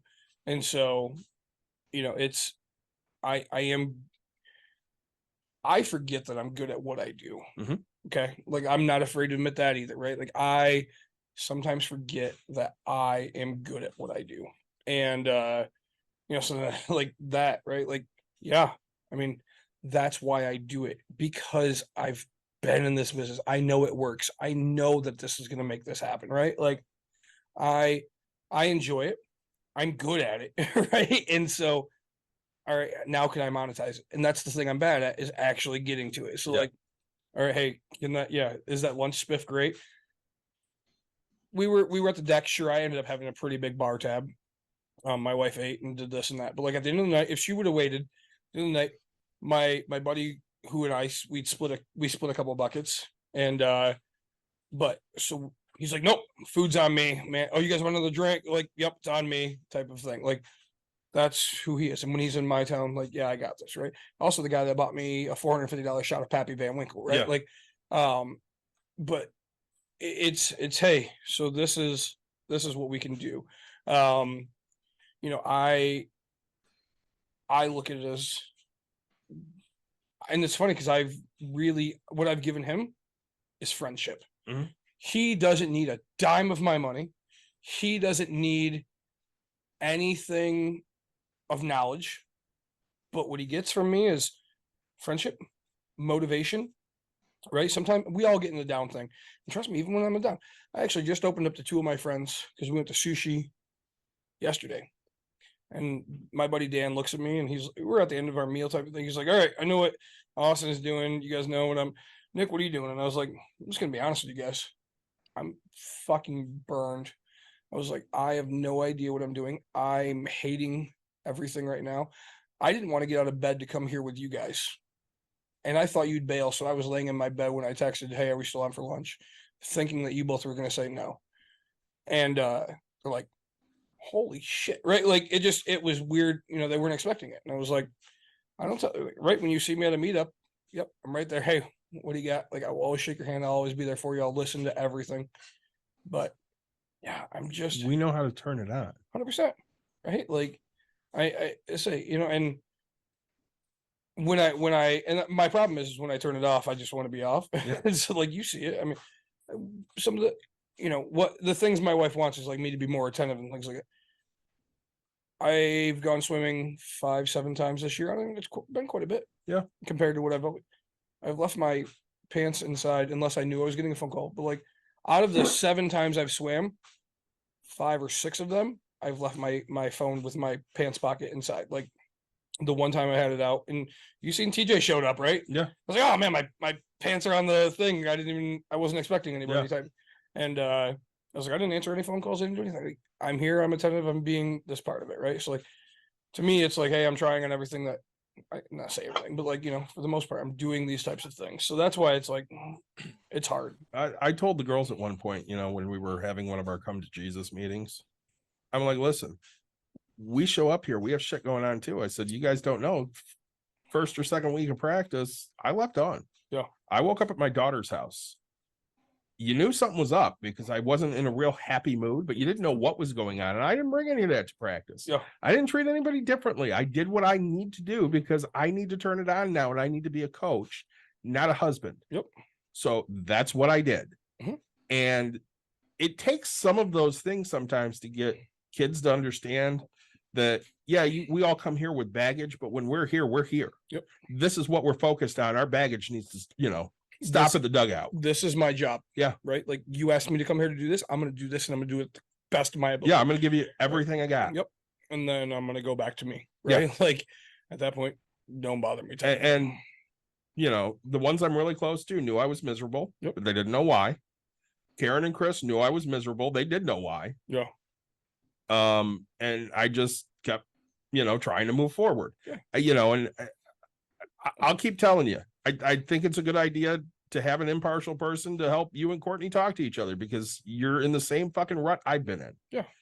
And if you need somebody, I can suggest people, but I'm not going to tell you have to because it's up to you guys on where you want to be. She is.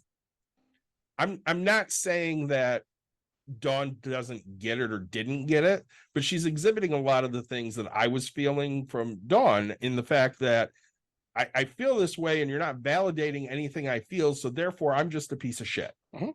And it's hard for us to deal with that because we already have a negative view of ourselves in the first place. You know, I make the joke all the time.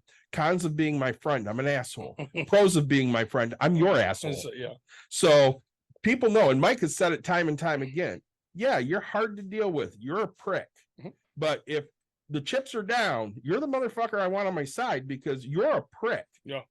Well, you know, we talk about turning it on, right? Yep. I mean, we're talking about this episode. This isn't a happy episode in any No. way. I wouldn't say, but we're gonna have a timeshare person on, and you and I are gonna give the best episode that's out there. Right? Yeah, we're Like, going to absolutely turn it on because Yeah. it's time to talk about timeshares right. and So, what goes on with them. And I have questions. I wrote down questions today because Yep. I have questions. You'll start writing the minute he starts talking. Yep. Because that's going to be our focus at that point.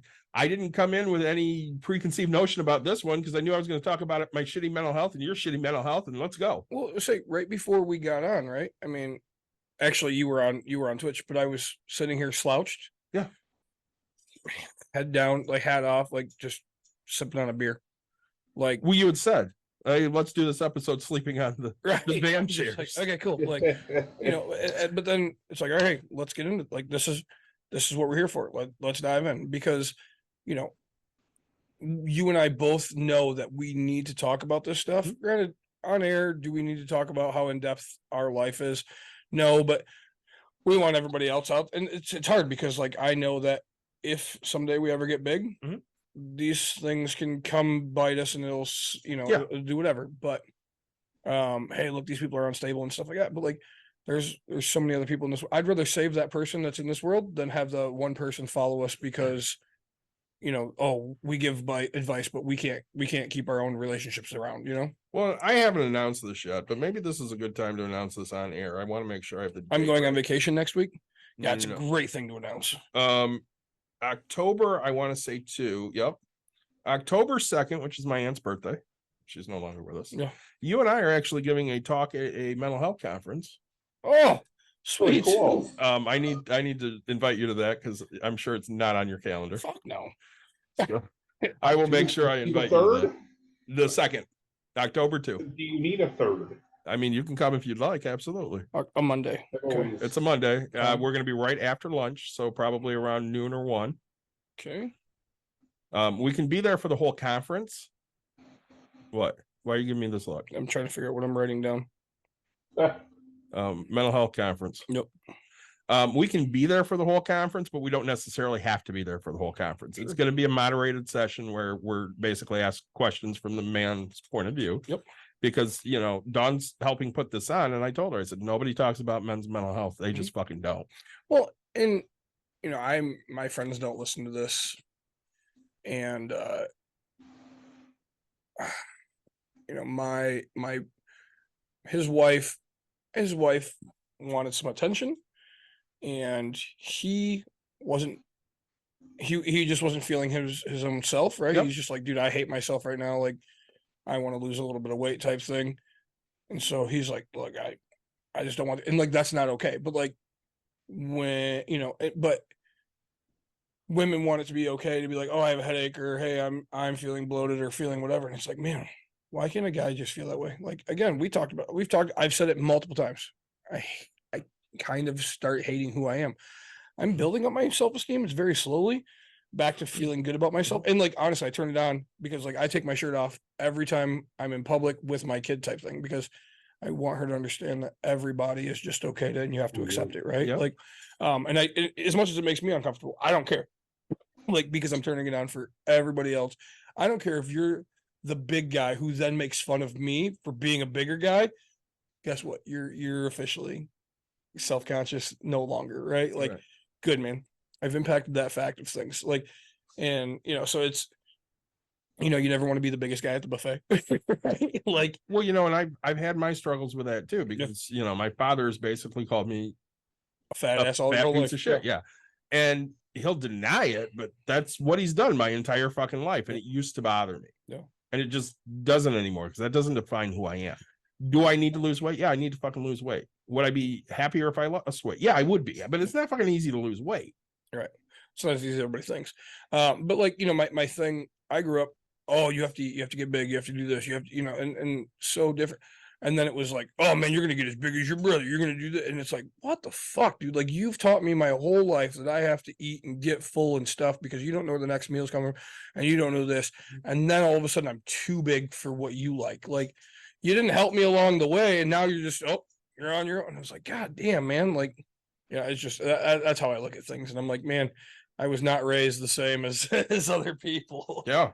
So I want to tell this story because I went into work and this morning and I don't know why I felt like it's been a busy week. It's kind of, I mean, not stressful necessarily for me, but like some people I work with have had a tough time and I've always tried to help them. But I went into work today and just was like very flat for some reason. And it was like, then I started like talking to some of the people that I get along with really well at work. And they are having a whole lot worse time than I am. And so like one guy, I saw he was in a lot earlier than he normally is. Like he was in by like 8 and he's normally 8:30 to 9 guy. And I'm like, oh, you're in early. He's like, oh, I'm still dealing with trying to get out of, the place I'm living and get a new place since they're going to sell that house that the condo I'm living in. And we talked a lot about it. And then, he kind of left feeling better that, he opened up to me and, I listened. And then for the end of the day, I'm walking down and one of another, a British guy go, I need to go drinking with him. It's kind of like how we've always talked about we need to go drinking with Lawrence. Yeah. yeah. This is how Jordan is. And I'm like, I could just tell he's down. And I'm like, okay, give me a hug. And he like gave me a hug. He's like, thank you. I'm like, I really needed that. I could just tell. I could tell by the look in your face that you were not having a good day. And it raised my spirits to be like, okay, I just help people. Yep. I don't know if I've talked about this on air before, but when I was at Godwin and we did this a tiny bit at Coopersville, I used to require my kids to write a letter to somebody influential in their life. Yeah. And I did this because Oh, sorry. Yeah. You told this one before. I don't know. The girl that was gonna. The person that wrote about you, I ran into at the casino. Which one? Lubbers. Oh yeah. Say. But yeah. But You're talking about the one who was gonna like kill herself till she got asked to be on the team. no, that was something different. That was just something we did around the fire saying, hey, tell us something about you that Gotcha. nobody knows. But no, this one was specifically to somebody that, was influential in your life. And I do it because there was a study done by Soul Pancake that they measured the person's mood before they read it and after they read it. And their mood improved so much by reading it, so much more than the person that they read it to, because they felt that pride of making somebody else feel good. Mm-hmm. And I used to tell the girls all the time, listen, giving that thanks or that appreciation is very important for the person that's getting it. But you won't understand how important it is for you until you actually sit there and do it.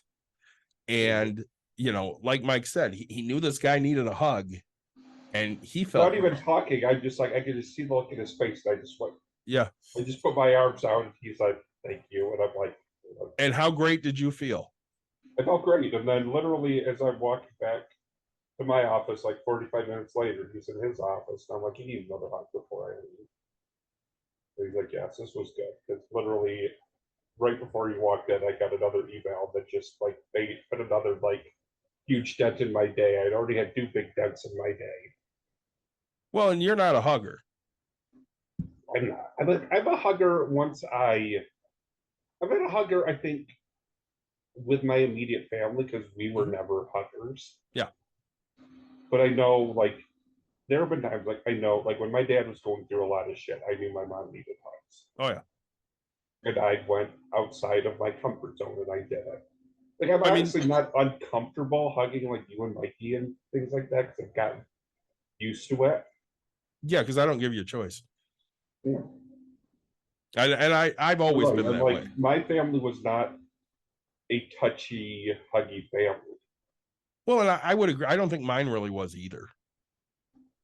I think for whatever reason that I was lacking that. So I always tried to You added it to do kind better. of like a way to, yeah, which is good. I mean, like I've appreciated it.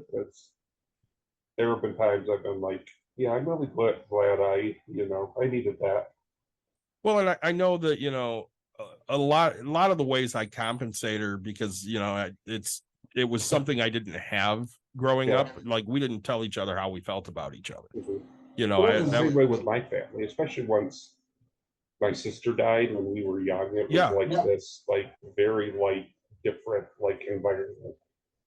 See, and I've always wanted the people that are important to me to know that they are important to me because again, you don't know what somebody's going through necessarily, but you can let them know that you give a shit. And Nick, you've talked about that too. I mean, just let them know, hey, I'm here for you. If you need me, Yeah. let me know. But it was even like, like, well, I mean, what went on with like my daughter and Yeah.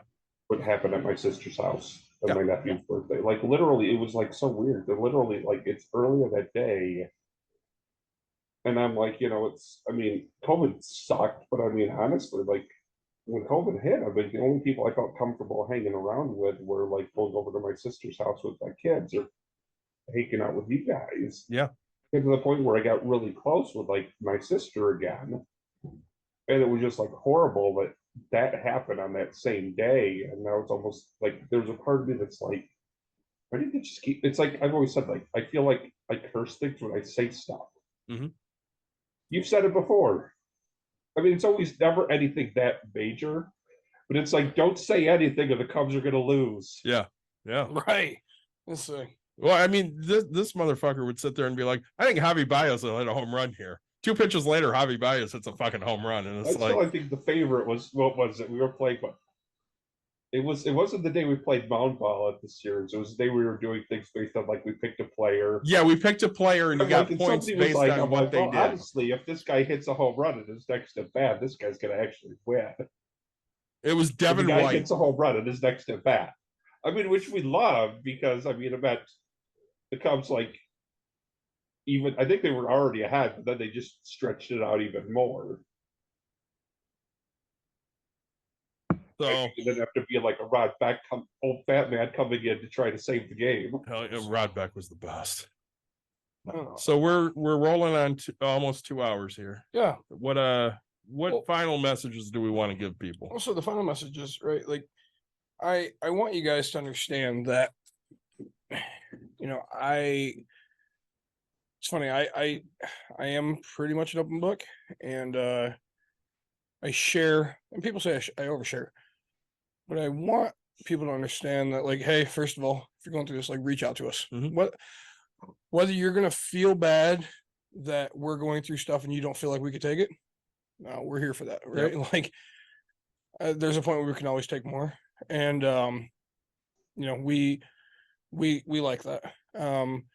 We share this as men because we're definitely on the men's side of things. Like, we don't feel like men's voices are heard. We don't feel that men are appreciated for some of the things, right? And I don't mean it in a negative connotation of like, but like there's a huge. So you have to understand that most men are raised to be men, be the man, be whatever. And so when you're there, like you have a vulnerability. Like I have to be a provider. I have to be the biggest man. And yes, it hits my ego in a sense of being a stay-at-home dad. That wasn't my dream, right? My dream was to do what the fuck I want when I want. If you worded it different and said, yeah, isn't it crazy that all of our guys, can be at home with the kids and they all have successful things going? It's a whole different setting, right? Like, yeah, hey, words can be just said so different. So, well, I mean, Dawn said that to me yesterday. She goes, I get that Nick's depressed, but he has most things that he wanted. I mean, he literally can do what he wants when he wants for the most part. And I said, yeah, but that doesn't necessarily resonate. You know what I mean? It doesn't necessarily hit home. Well, and it's very hard. It's very hard to do it at 34. Mm-hmm. Well, I think, like, I mean, look at childhood stars. Oh, you made it big when you were young, and now what, right? Like, when you reach what you think is your full potential, the hard part is seeing more potential, right? So like, hey, should I seek help in that aspect? Probably. But like, I've accomplished more in my life than I ever thought I would, right? Like, now what, right? And so now it's like I focus on being the best dad I possibly can. I try to be a good husband, but I have to learn that I have to listen more and care more. Like, I don't care. Like, right. Again, I have to try to figure out how to get over this whole cleaning thing. And like, she wants me to actually help out. But like, I'm like, hey, the pool's ready for you anytime. Like this, like I have to figure out how to get her to see that, hey, I'm doing these things. It's not because I want to. I don't give a shit what my grass looks like. I don't care what my, I don't want the damn pool, but like I'm still doing it, right? You did. I really don't care. Like if a neighbor comes by, my grass isn't like perfectly trimmed. I literally pay my son to do that. Yeah. I mean, he's learned to do a pretty good job with it, but if it's got some spots of long grass, I don't care. I mean, he's only basically been mowing lawns for not even a full year yet. And then in Michigan, it's basically like 4 months of mowing lawn, and he's only mowed my lawn. It's not like he's out there, learning the best, ways to do it by, mowing other people's lawns. Yeah, different angles. Like my buddy's wife, right? Like she made the comment or whatever. Oh, go to your house and your grass isn't cut or whatever. And I'm like, fuck, do I care? Right. Like, oh, apparently you do. Okay, so like now I turned into like a half a joke. I'm like, hey, just let you know, I thought of you because I was mowing my grass because I wanted you to be proud of the fact that my grass is mowed for you. You know what I tell people to say that to me? So, you don't like it? Fucking mow it. Oh no. It's, so it's just, but guys, like we generally care. I hope you aren't going through the same things, but like if you are, just know that you're not alone. That's why I share it, right? I share because I know that there's other people that are going through it. I mean, David, you've said multiple times just in this episode, like, Nick, you're going through the same thing. Whether it's resonating with me, like I actually believe it's the same thing, that's something I have to figure out. Like I went through counseling forced as a kid. Like that's why I have such a negative connotation of it, right? Like it's different now. It really is. But like, and then I look at so many things and it's like, I don't know, I'm going to walk in and hold you to a very, very high standard. Are you married? How long have you been married? Oh, really? 2 days? You fucking think you can do better? Fuck you. Like, that I'm always going to aggressively attack that, right? Like, well, see, our therapist is much younger than us. Yeah. And married, but she'll talk about the fact that, yeah, my husband and I, we have the same types of arguments. She goes, but we start asking each other questions and why are we doing these things instead of attacking the other one? And if we're doing that, it doesn't feel like we're fighting anymore. Now we're saying, this is how I feel. Yeah. How do you feel? Instead of, well, fuck you. You shouldn't feel that way. And you made me feel like shit. You got to reach that point, and it takes a while to reach that point. It does. But the point I'm making is really like anybody that's still listening, gone this far. Like, guys, we are men. We're all fathers. We're all here. We've gone through some crap, right? And we all have different parts of our lives. So again, if you want to share, you want to talk about it, you want to say anything, we're always willing for some feedback. So yeah, you can find us everywhere. It'd be interesting to like throw out there the idea of a true, let's get people to get online and talk. You guys are willing to get people online to talk about their finances, but are they willing? Would in a situation like this, would they be willing to talk about their mental health? I mean, I'm gonna throw like I normally don't say much at the end other than kind of, but this one I have a lot of thoughts on. And first, I'm going to start with a direct item to Nick. Nick, with like Dave and I went into today knowing that there needed to be a discussion of mental health because of what you're dealing with. I did not realize how certain things like what Courtney would say to you like made you feel like what you do to bring money into your family seems like she doesn't think it means as much as like what she does.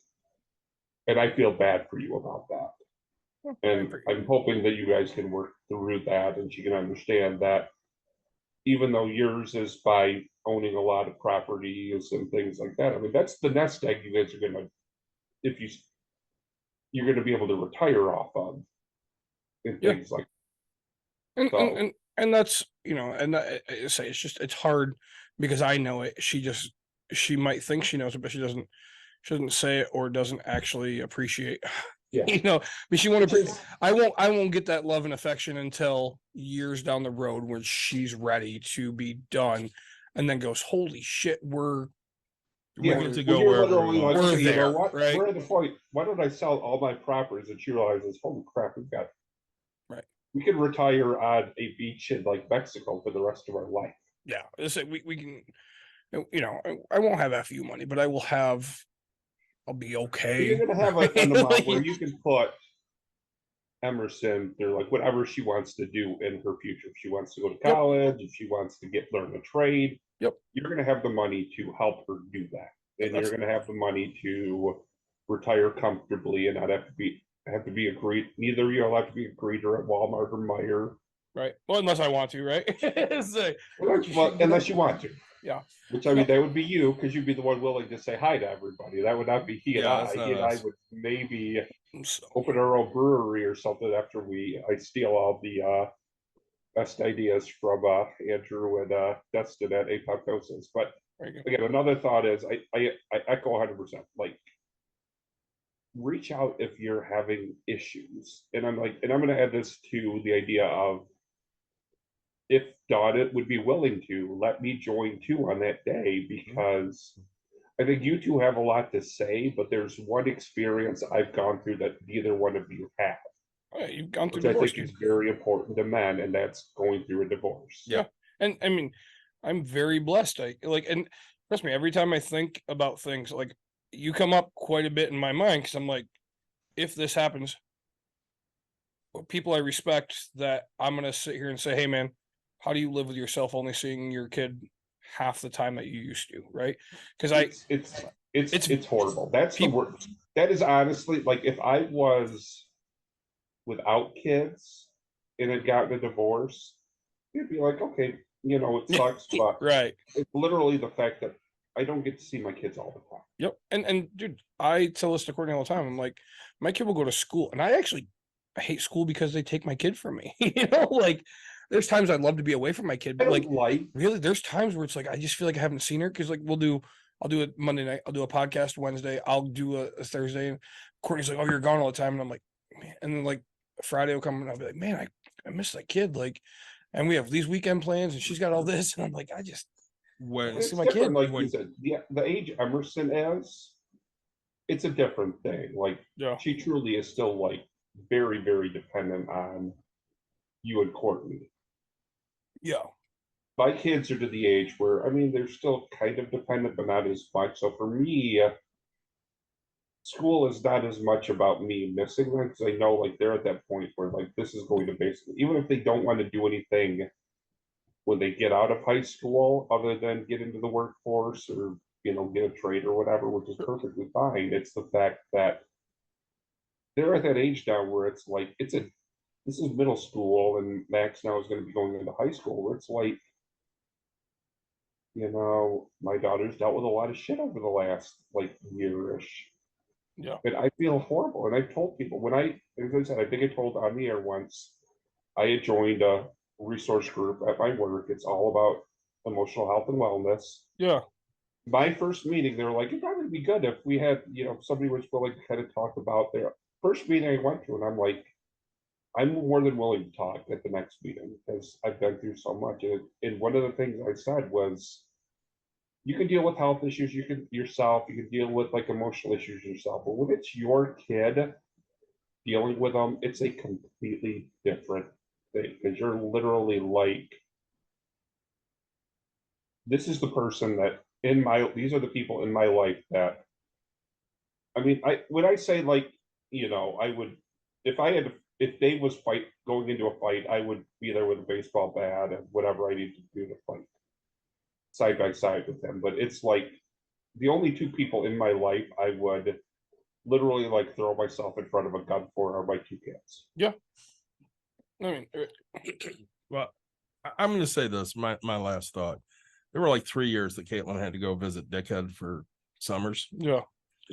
And I hated summer at that point because I didn't get to see my kid for 6 weeks. And I literally didn't want to get out of fucking bed for 6 weeks because I didn't get to see my daughter. And it was fucking miserable. I couldn't go through that again. I mean, that was just, for me, that was misery. What I mean, So- it helped. Like for me, I didn't like when I couldn't see my stepkids, but I went into that relationship knowing that was going to be the situation. Sure. You went into the relationship thinking that dickhead was dead. Yeah, I did. Yeah, that was a whole We different. got into the relationship, but yeah. That's for another a couple episode. months in, he mysteriously died, but came back to life. Yeah. It only happened one other time. Nick, hit us. Hey guys, I hope you enjoyed this episode. Not woed the episode. Really, it's teaching you over our lives. So as always, like, subscribe, share, tell your friends, tell your family. We want to get it out there. We're not looking for pity. We're looking for we're looking to help people. Thanks to Anheuser-Busch for the Bud Light. I appreciate it. I'll see you guys on the next episode. Yeah, for those of you on Twitch, we're gonna shut down Twitch for 20 minutes and then we'll be right back with you. Mike, I do love that bottle opener. That's good. The best beers are something. Shared The with friends. best beers are the ones you drink with friends. There you go. So thanks for joining us, everybody. We'll be back really, really soon.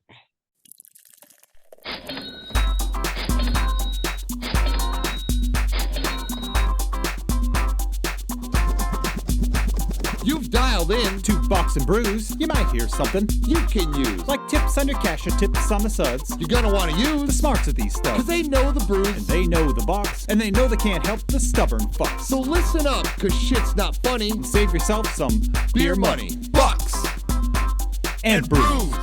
Bucks and Bucks brews. and brews. brews. Bucks and brews.